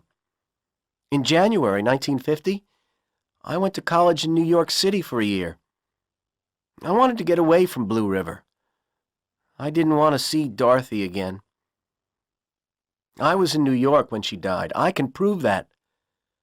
Someone else made Dorothy pregnant that winter. Suddenly, all Ellen's anger disappeared. She believed him. I'm sorry, Dwight, she said. I'll take you back to your hotel, Powell said quietly. Half an hour later, Ellen and Powell were sitting in a quiet corner of the hotel lobby. There were screens around their little table. They didn't see the man who was sitting at a table on the other side of one of the screens. The tall man in a dark coat and a hat, who was listening to their conversation. They were still talking about Dorothy, but now Ellen was sure that Powell wasn't her sister's killer. A few days after I broke up with Dorothy, I saw her with another student, Powell said. He was tall and handsome. He looked a little like me. Somebody told me that Dorothy had been to the movies with him a few times. We had broken up, and Dorothy wanted someone to love her. She wanted that very much. I wasn't surprised that she found someone else so quickly. Who was he, Dwight? Ellen asked. Perhaps he was the father of the baby. Perhaps he was Dorothy's killer. I don't remember his name, Powell said. He wasn't in our English class. I didn't know him. Someone told me that he was in the same economics class as Dorothy. And someone did tell me his name once. I wrote it in a notebook. I can't remember it now. But if we go to the house where my room is, I'll find the notebook for you. Okay, let's go now, Ellen said. I'm sorry that I made you go up on the roof tonight, Dwight. Dorothy's death wasn't your fault.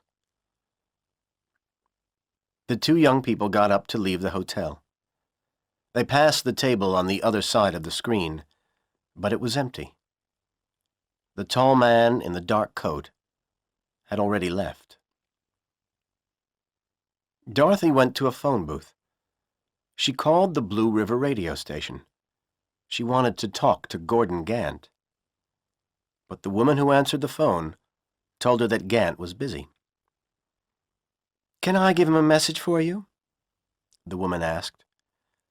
Yes, Ellen replied. Please tell him that Ellen Kingship called. Tell him Dwight Powell isn't the man. Tell him Powell knows about another student who might have been my sister's boyfriend. A student who wasn't in her English class. Tell him that I'm going to Mr. Powell's room now to find the name of this student. And please tell Mr. Gant that I'll call him later. The house where Dwight Powell lived was empty when he arrived with Ellen. He made them both some coffee, and he took Ellen into the living room. "Wait here," he said. "I'll go up to my bedroom. The name that you want is in one of my old college notebooks. I won't be long." Powell ran up the stairs and into his clean, tidy bedroom.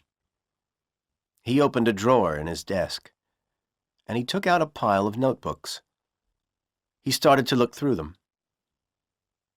"The name's in one of these," he said to himself.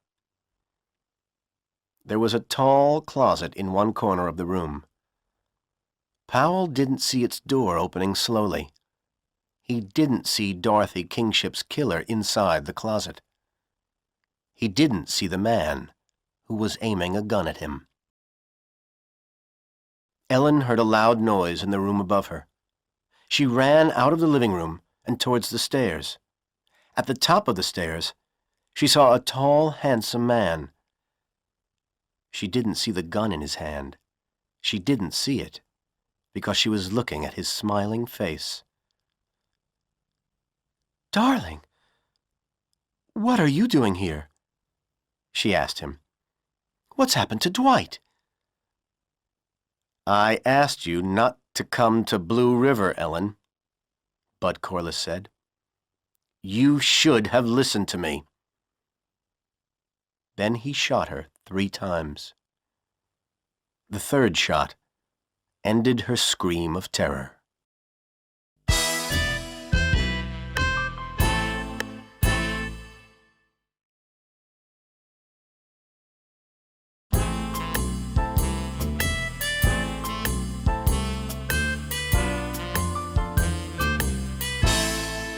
Part 3. Marion. Chapter 1. New York City. September 1951. Marion Kingship lived alone in a small apartment in New York City. Everything in it could have told a visitor to the apartment about Marion's tastes.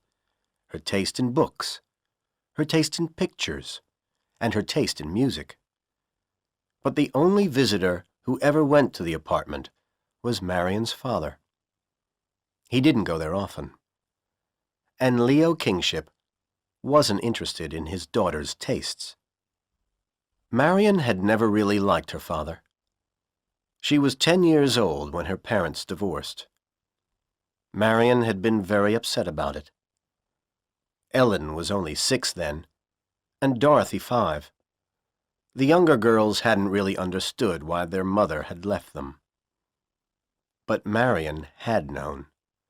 She'd decided then that her father was a cruel, cold man. And her mother's death, soon after the divorce, had increased Marion's dislike of him.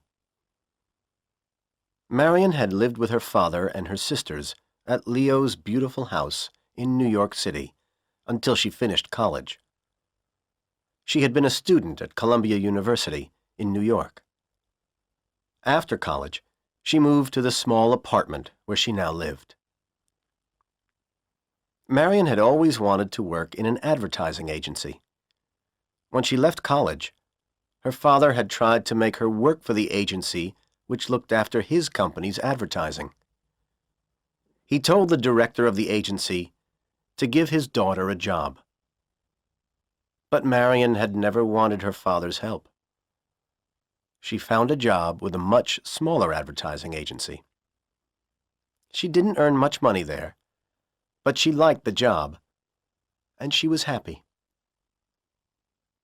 After she moved into her own apartment, Marion visited her father's house for dinner 1 evening a week. They were always polite, but they didn't really like each other. Soon after Marion left Columbia University, Ellen went to Wisconsin to study at Caldwell College. And a year later, Dorothy went to Iowa to study at Stoddard University. So Marion and her father were usually alone together for these weekly dinners. Nothing had changed between them after Dorothy's death. Leo was angry because Dorothy had been pregnant, and he was angry because she had killed herself. He had paid people to keep the news of the pregnancy out of the newspapers. Then he tried to forget about his youngest daughter. After Ellen's murder, Leo did try to be kinder towards Marion, and she felt sorry for her father. Now she went to his house 3 evenings a week, instead of 1. She tried to like him more, but she was always suspicious when Leo tried to be kind. She didn't really trust him. Marion Kingship didn't really love anybody, but she had her apartment, and she loved that. Every Saturday she spent the day cleaning it, and she often dreamed that one day a good, kind man would visit her there, someone who would love her and take care of her. Will he ever come? She often asked herself. One Saturday morning in September, Marion was cleaning her apartment. She was cleaning a table, and she was looking up at her copy of Charles Demuth's painting, My Egypt, which hung on the wall above it. Demuth was her favorite painter, and My Egypt was her favorite painting. The phone rang. Marion answered it. "Hello," she said. "Hello," said a man's voice, which Marion did not recognize. "Are you Marion Kingship?" "Yes," Marion answered. "Who are you, please?" "My name's Burton Corliss. Bud Corliss," the man replied. "I knew your sister, Ellen." "Yes, Ellen told me about you, Mr. Corliss," Marion said.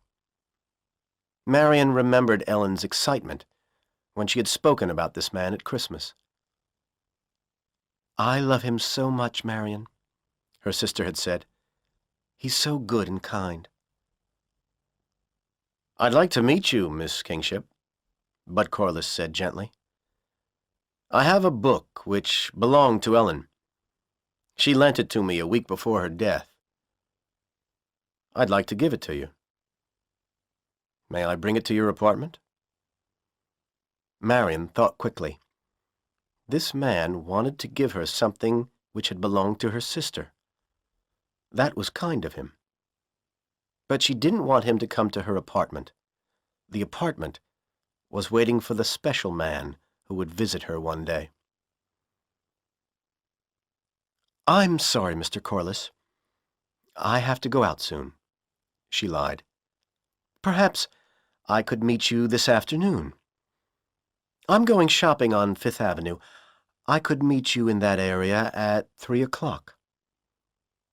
"Good," replied the young man. "I'll wait for you by the statue outside Rockefeller Center. Then we'll have a drink together. Goodbye, Miss Kingship." "Goodbye," Marion said. She put down the phone. Marion wasn't happy about the phone call. Saturday was her special day. She didn't want to go out.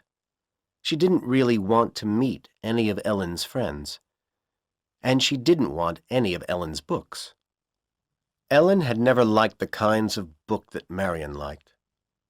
Marion enjoyed books by Proust, Flaubert, and all the great 19th century novelists. Ellen had liked silly modern stories, stories that didn't have much meaning. "I won't stay with this man for long," Marion thought. Bud Corliss recognized Marion Kingship when she was 100 feet away from where he was standing. She looked like both her sisters. He took her to a bar and he bought drinks. They sat at a small table, and he gave her Ellen's book.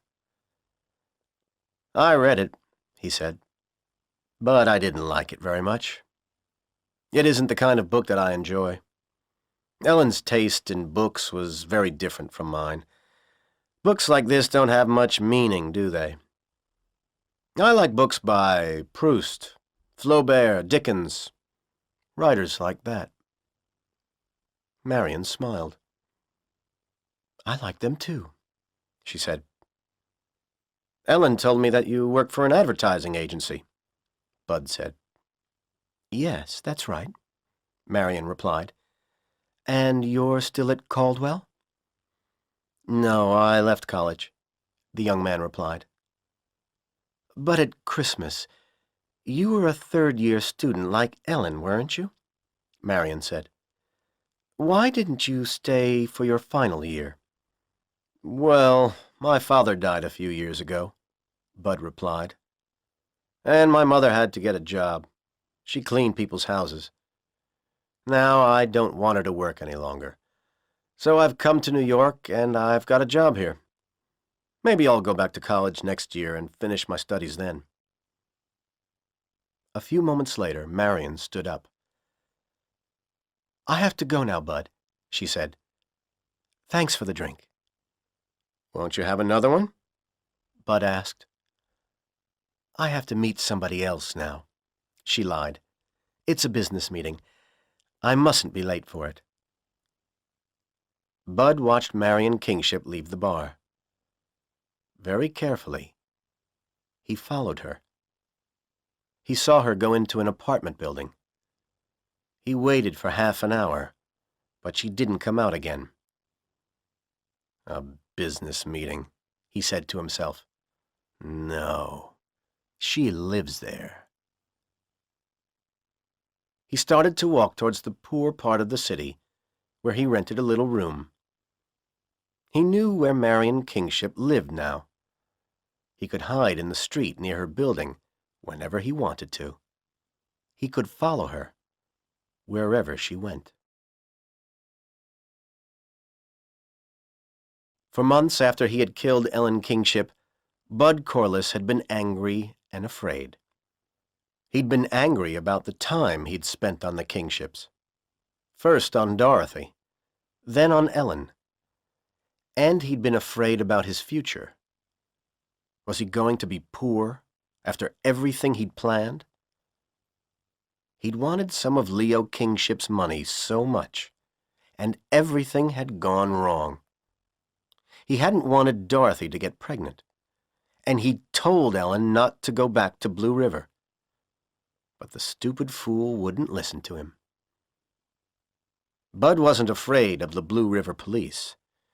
He was sure that they would never connect him with the murders. He'd been very careful. When Ellen's letter arrived, he'd decided that he had to do something quickly. Ellen had almost learned the truth about him and Dorothy. From a closet in his room, he'd taken the gun that he'd had since his years in the army. Then, after dark, he'd stolen a car in Caldwell and driven it to Blue River. After he'd killed Powell and Ellen, he drove quickly back to Caldwell. He'd stopped for a moment on a bridge to throw the gun into the Mississippi River. Yes, he'd been very careful. He'd worn gloves at Dwight Powell's house. The police wouldn't find Bud's fingerprints there. And he'd left the car near the place where he'd stolen it. In the weeks after the killings, Bud read the Iowa newspapers every day. He read about the police investigation into the murders. He soon realized that the police weren't going to discover the identity of the killer. And he read about a man named Gordon Gant, who had lost his job as a disc jockey at the Blue River radio station. Gant had tried to tell both the police and Ellen's father that he had some information about the killings. He'd tried to tell them that Dorothy Kingship's death was a murder, not a suicide. And he'd tried to tell them that Ellen had been investigating her sister's death. The police hadn't believed him. So Gant had started to say rude things about them on his radio program. The owner of the radio station had been angry about that. and the disc jockey lost his job. Bud wasn't worried about Gant. He couldn't prove anything. But when the college term finished in June, Bud went unhappily back to his mother's house in Manasset. That summer, he argued with his mother every day. He was rude and angry all the time. Then one night, he had an idea. Perhaps the time he'd spent on Dorothy and Ellen had been useful. They were dead now, but Marion Kingship was still alive, and Leo Kingship was still a rich man. Bud knew a lot about Marion Kingship. Dorothy had talked about her, and Ellen had talked about her. He'd spent hours listening to both of them, talking about their family. Marion was very different from her sisters. He knew that. She liked serious novels and classical music. She liked the paintings of artists whose names he had never heard before. Bud had taken a piece of paper and written on it all the things that he knew about Marion Kingship. Marion Kingship. She likes books. Proust, Flaubert, Dickens, etc. Plays. Bernard Shaw, Tennessee Williams. Music. Stravinsky, Bartók. Painters. Renoir, Van Gogh, Hopper. Her favorite painter is Charles Demuth. Check spelling. Is it Demeuth? Food. She likes Italian and Armenian food best. Things to do. Read books on painters. Read Proust, Shaw, and Flaubert. Find out about Italian and Armenian restaurants in New York. After he had written the list, Bud put it in the small metal strongbox where he kept his most private things. His brochures from Kingship Copper Incorporated were in it too. He locked the box and hid it in a closet in his bedroom.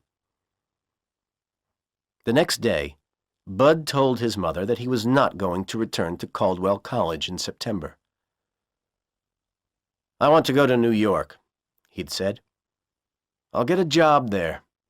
I've had a really good idea. I can't tell you about it yet. It's a secret." His mother had smiled at him. "You always have wonderful ideas, Bud," she'd said. On the Sunday afternoon after her first meeting with Bud Corliss, Marion Kingship was sitting in one of the big, bright rooms in the New York Museum of Modern Art. She often came to the museum on Sundays. It was her favorite place in the city. She was looking at some large statues when she heard a noise behind her. "Hello again, Marion," said Bud Corliss. "I didn't expect to see you here." Bud was lying. He had expected to see Marion there. He had been waiting near her apartment building when she came out, and he had followed her to the museum. "I love this museum," Bud went on. "I often come here." This was a lie, too. Bud had been there only once before. He'd found the rooms which contained paintings by the modern artists that Marion liked most. "I come often, too," Marion said. She smiled at the young man. "I always wanted Ellen to be interested in art," Bud said. "But she never wanted to go to museums or look at paintings. Ellen was a very sweet girl, but her tastes were so different from mine. I liked her very much, but I don't think that we would have stayed together after college." He looked sad for a moment. Then he smiled. "Let's look at the paintings together," he said. "I love American paintings. My favorite artist is an American. His name is Charles Demuth. Do you know his work, Marion?" Several hours later, as the two young people left the museum together, Bud held Marion's hand for a moment. "I'd like to take you to a restaurant for dinner tonight," he said. "There's a wonderful Armenian restaurant not far from here. Do you like Armenian food, Marion?"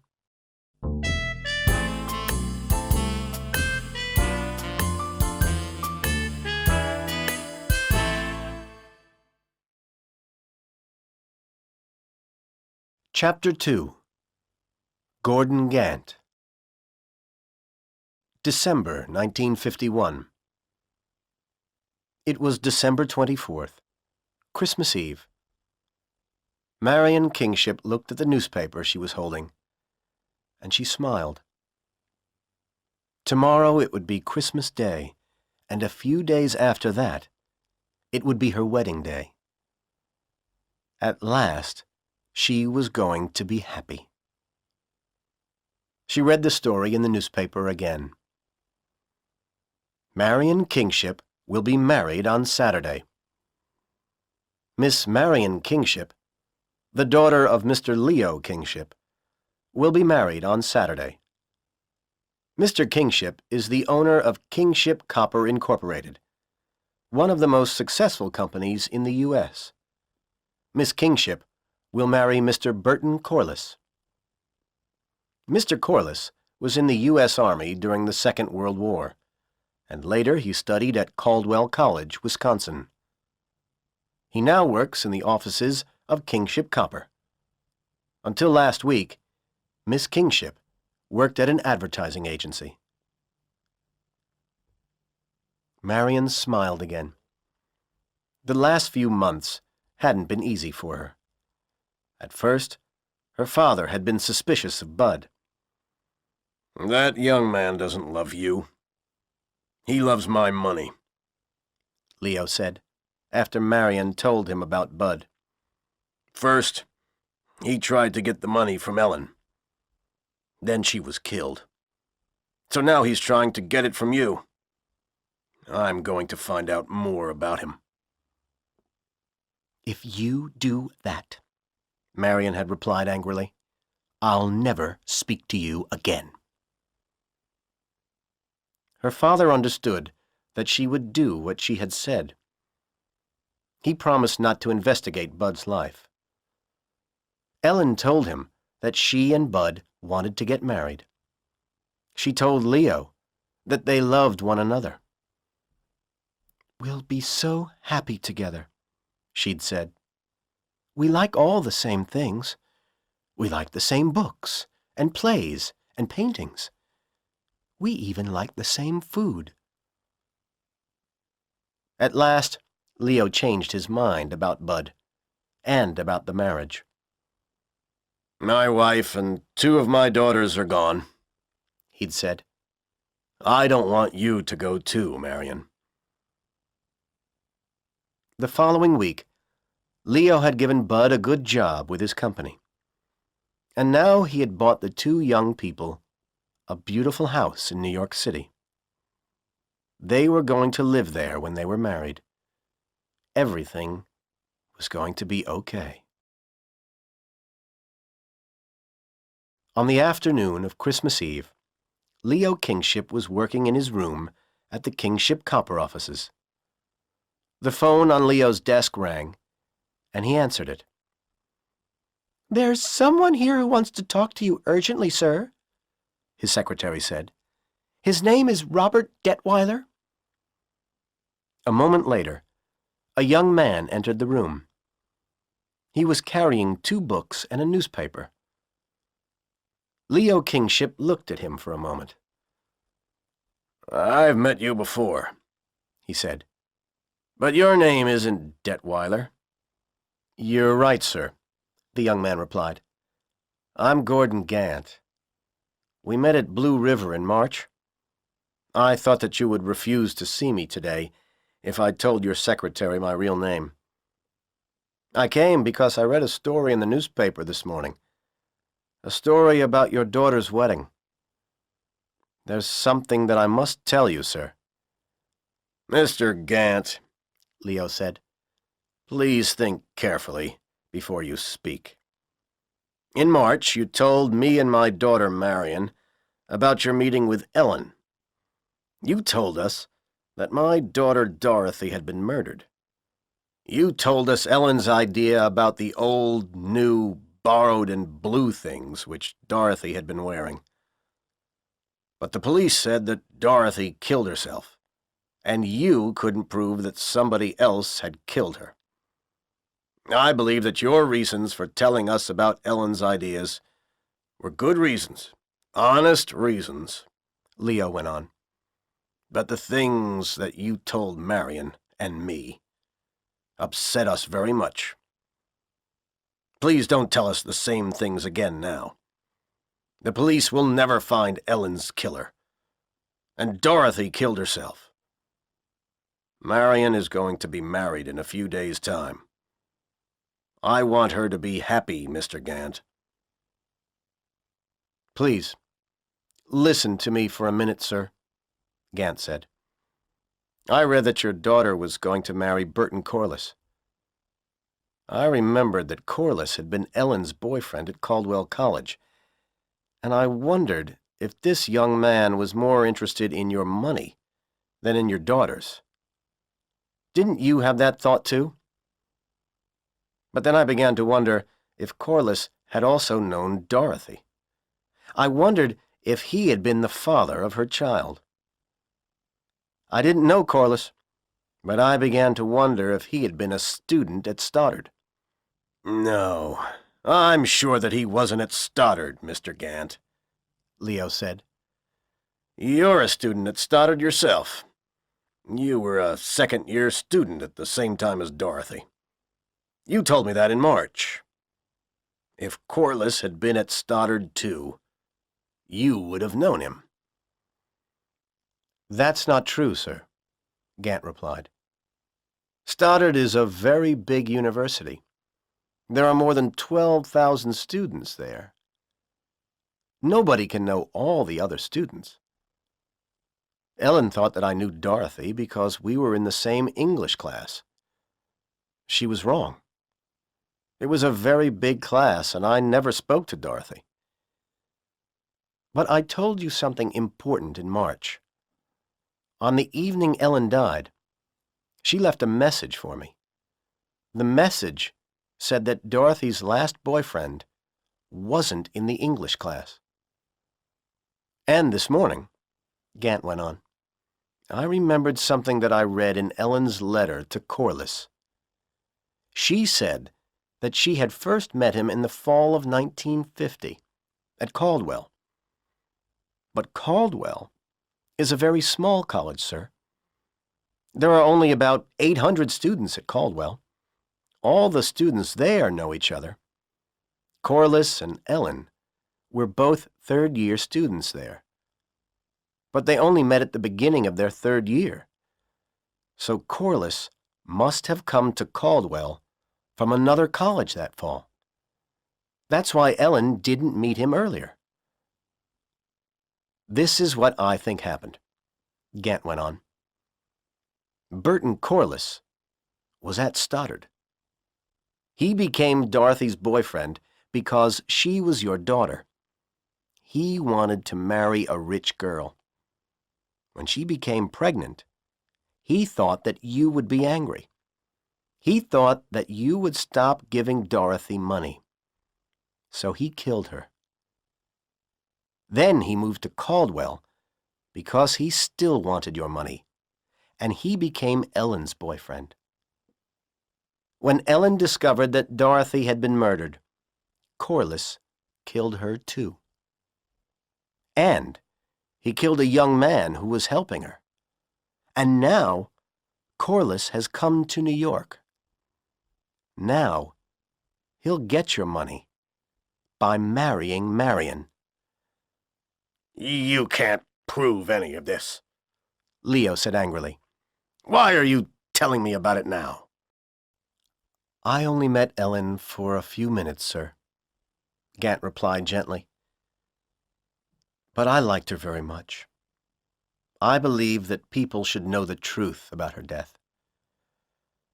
And I think that Ellen's killer should be punished. And I can prove that Corliss was a student at Stoddard," he went on. "When I remembered the words in Ellen's letter, I started to investigate." He opened one of the books that he was carrying. "This is the Stoddard University Yearbook for 1949 to 1950. And here is a picture of Mr. Corliss and a list of his classes." He pointed at the page. "He wasn't in Dorothy's English class, but he was in her philosophy and economics classes. And they were very small classes. He must have known her." Gant opened the other book. "Corliss is in the 1948-49 yearbook, too." "Oh, God," Leo said miserably. "Why didn't Marion tell me about this?" "Perhaps she doesn't know about it," Gant replied. "The newspaper story says that Corliss was at Caldwell, but it says nothing about Stoddard. Why not? Perhaps Corliss hasn't told anybody in New York that he was ever a student there. So perhaps Marion doesn't know that he was a student there. And I think that you should tell her. I can't prove that he killed Dorothy or Ellen yet, but I can prove that he knew Dorothy before he knew Ellen. And you can tell Marion that Mr. Corliss is only interested in the kingship money." "She won't believe me, Mr. Gant," Leo replied. "She doesn't trust me. And she'll say, Bud didn't tell me that he knew Dorothy because he didn't want to upset me. There's nothing more I can do, Mr. Gant. Corliss's mother is coming to New York tonight. Marion will marry Corliss on Saturday.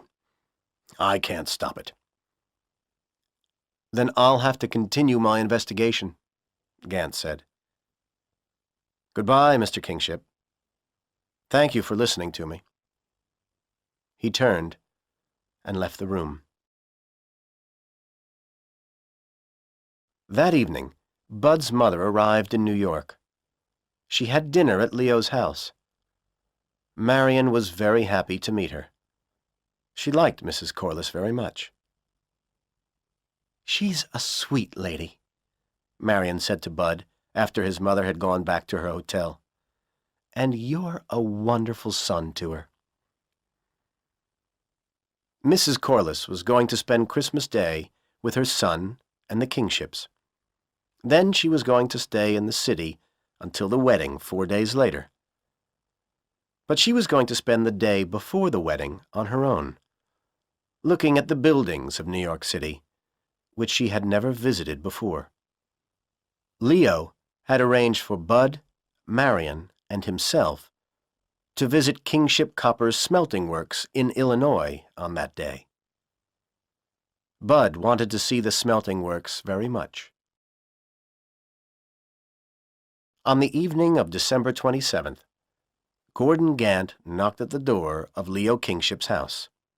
"Why are you here?" Leo said nervously when he opened the door. "Marion mustn't see you here.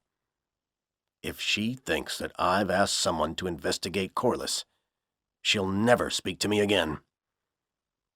"Where is your daughter, sir?" asked Gant. "She's gone out with Corliss and his mother," Leo replied. "You can come in for a few minutes if you have something to tell me." "Listen to me, sir," Gant said when they were sitting in Leo's library. 2 days ago, I went to Manasset. I've never broken into anyone's house before. But you told me that Mrs. Corliss would be here in New York for Christmas. So I found out her address in Manasset, and I broke into the house. In a closet in Bud Corliss's bedroom, I found a strongbox. I broke it open, sir. And in the box, I found these. Gant gave Leo some kingship copper brochures. They were worn and dirty. They had been read many times. And I also found this, Gant went on. He gave Leo the piece of paper on which Bud had written the list of Marion's tastes. I don't know that you found these in Manasset, said Leo. You could have got the brochures from my offices.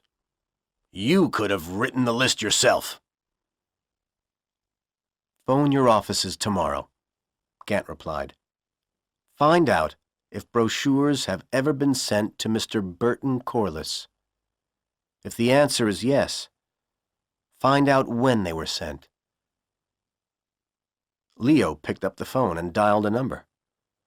I'll do it now, he said. There's always somebody working in the New York offices. A moment later, he was talking to his secretary. Then there was silence for 3 or 4 minutes. Finally, Leo said, I understand. Thank you. And he put the phone down. You were right, Mr. Gant, he said. I'm sorry that I didn't believe you. Company brochures were sent to Burton Corliss in Blue River in early February last year. That was about 10 weeks before Dorothy died. He must have made her pregnant soon after he received the brochures. Leo put his hands over his face. I'll have to tell Marion about this. It won't be easy. Then suddenly, Leo was very angry. You were right about Corliss wanting my money, Mr. Gant, he said. And I think that you were right about Corliss being a murderer, too. We can't prove it. The police will never believe us. But if he killed my daughters, he must be punished for it. We have to make him confess to the murders. Will you help me? Yes, I'll help you, sir, said Gant. I'll tell Marion about this tonight, said Leo. She must help us, too. She mustn't tell Corliss what we know about him. If he finds out about that, he'll escape. He'll disappear. So Marion must pretend that she's going to marry him on Saturday. And tomorrow, we'll go to the smelting works. You must come too, Mr. Gant. We'll make Corliss confess there. He won't be able to escape from the smelting works.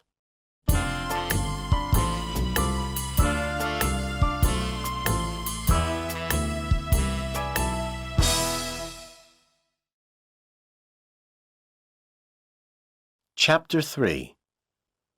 The Smelting Works.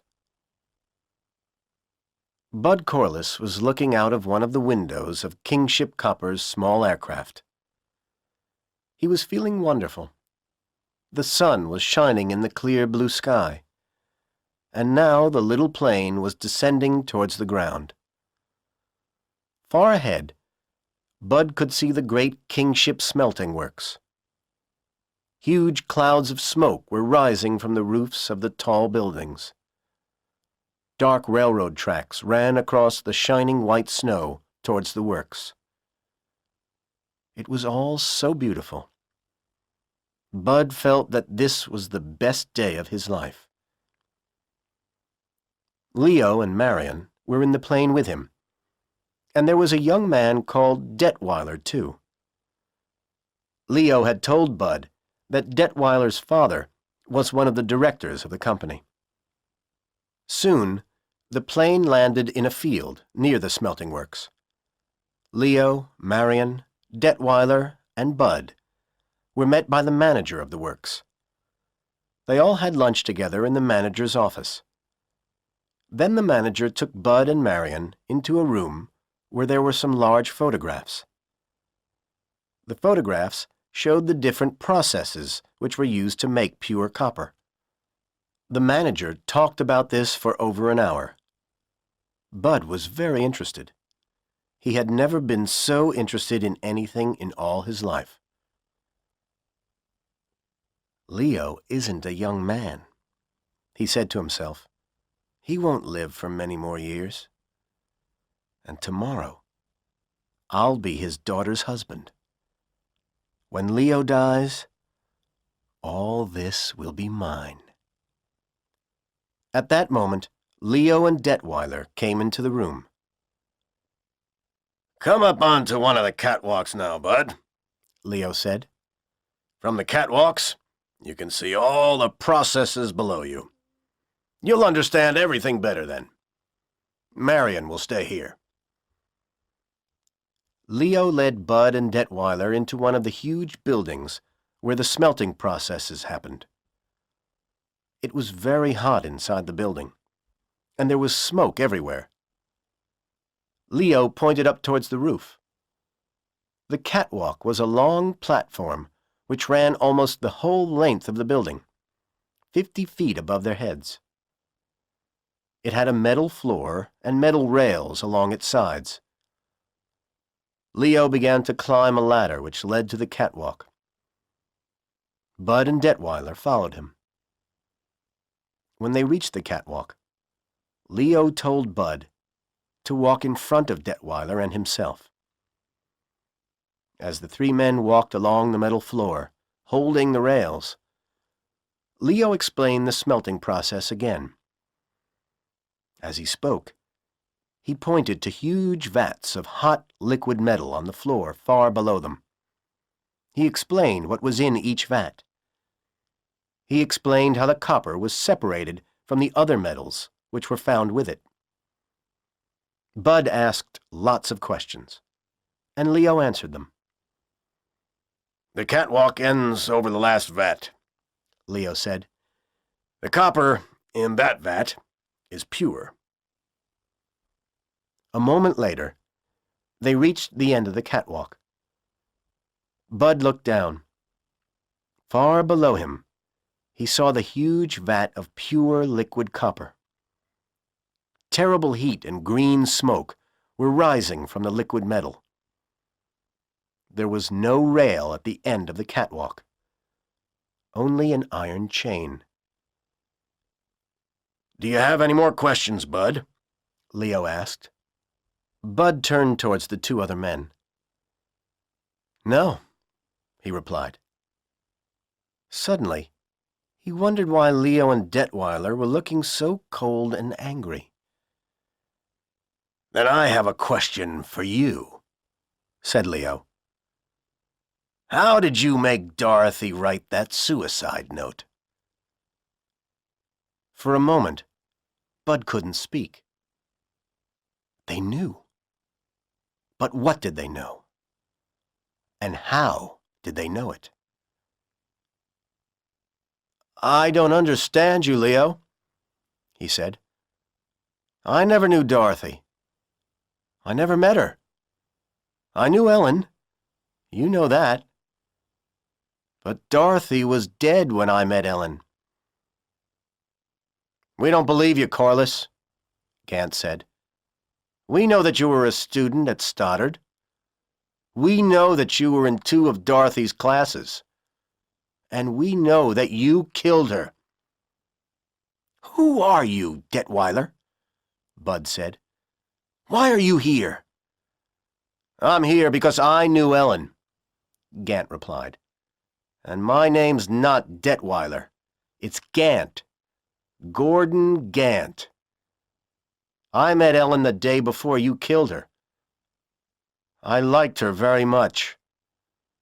"Leo, please help me," said Bud. What is this man talking about? First, he said that I knew Dorothy. Then he said that I killed Ellen. Is he crazy? Listen to him, Bud, Leo replied. I went to Manhasset 2 days ago, said Gant. I found your strongbox. I opened it, and I found the brochures. And I found the list too, Corliss. Bud thought quickly. He turned towards Leo Kingship. Okay, Leo. Okay, he said. I did know Dorothy.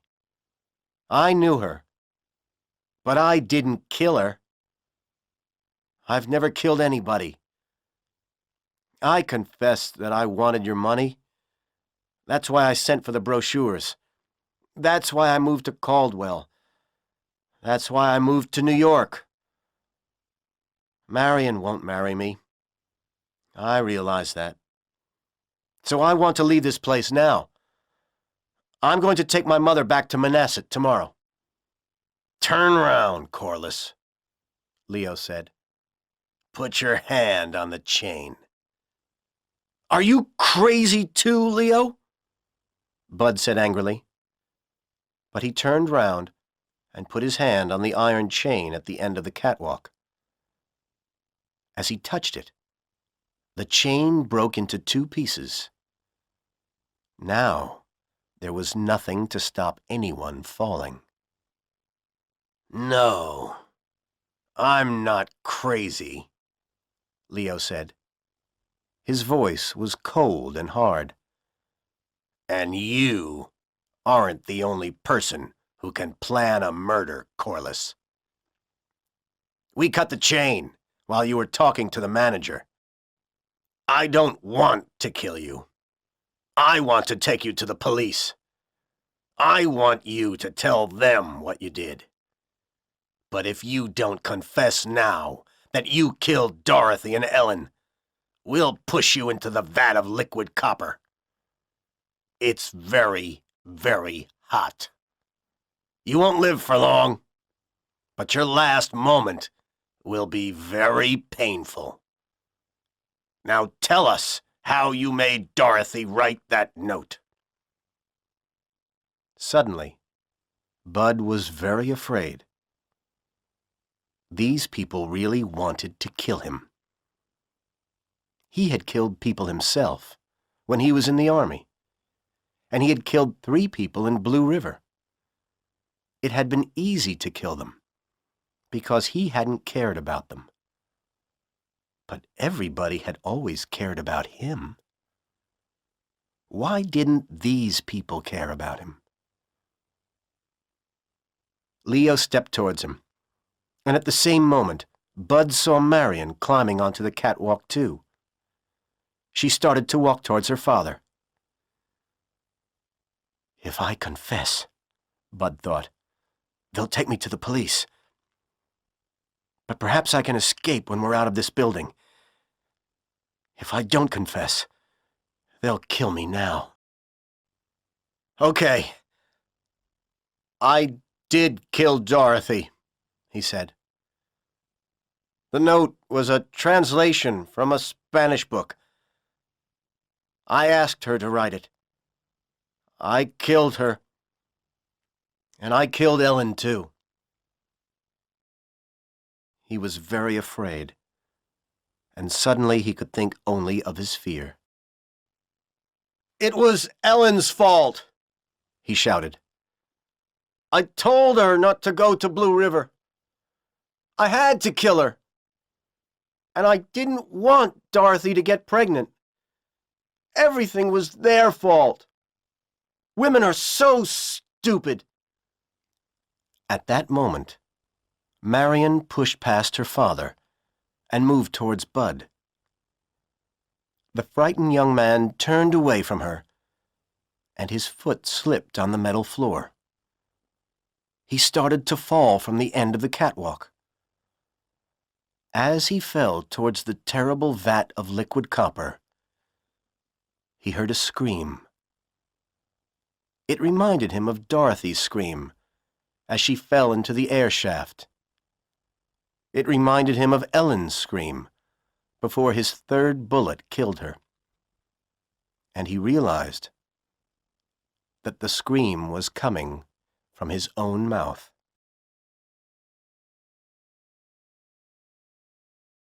The plane was returning to New York. Marion was crying quietly. "We weren't really going to kill him, Marion," Gordon Gant said. "We only wanted to make him confess." "I know that," she said. "I'm not crying for him. But I thought that I was going to be happy at last. You don't understand. You can't understand." She put her hands over her face. When the Kingships got back to Leo's house, they found Mrs. Corliss waiting for them. She looked happy and excited. She smiled at Marion. "Good evening, my dear," she said. "I'm happy to see you again. Where's Bud?"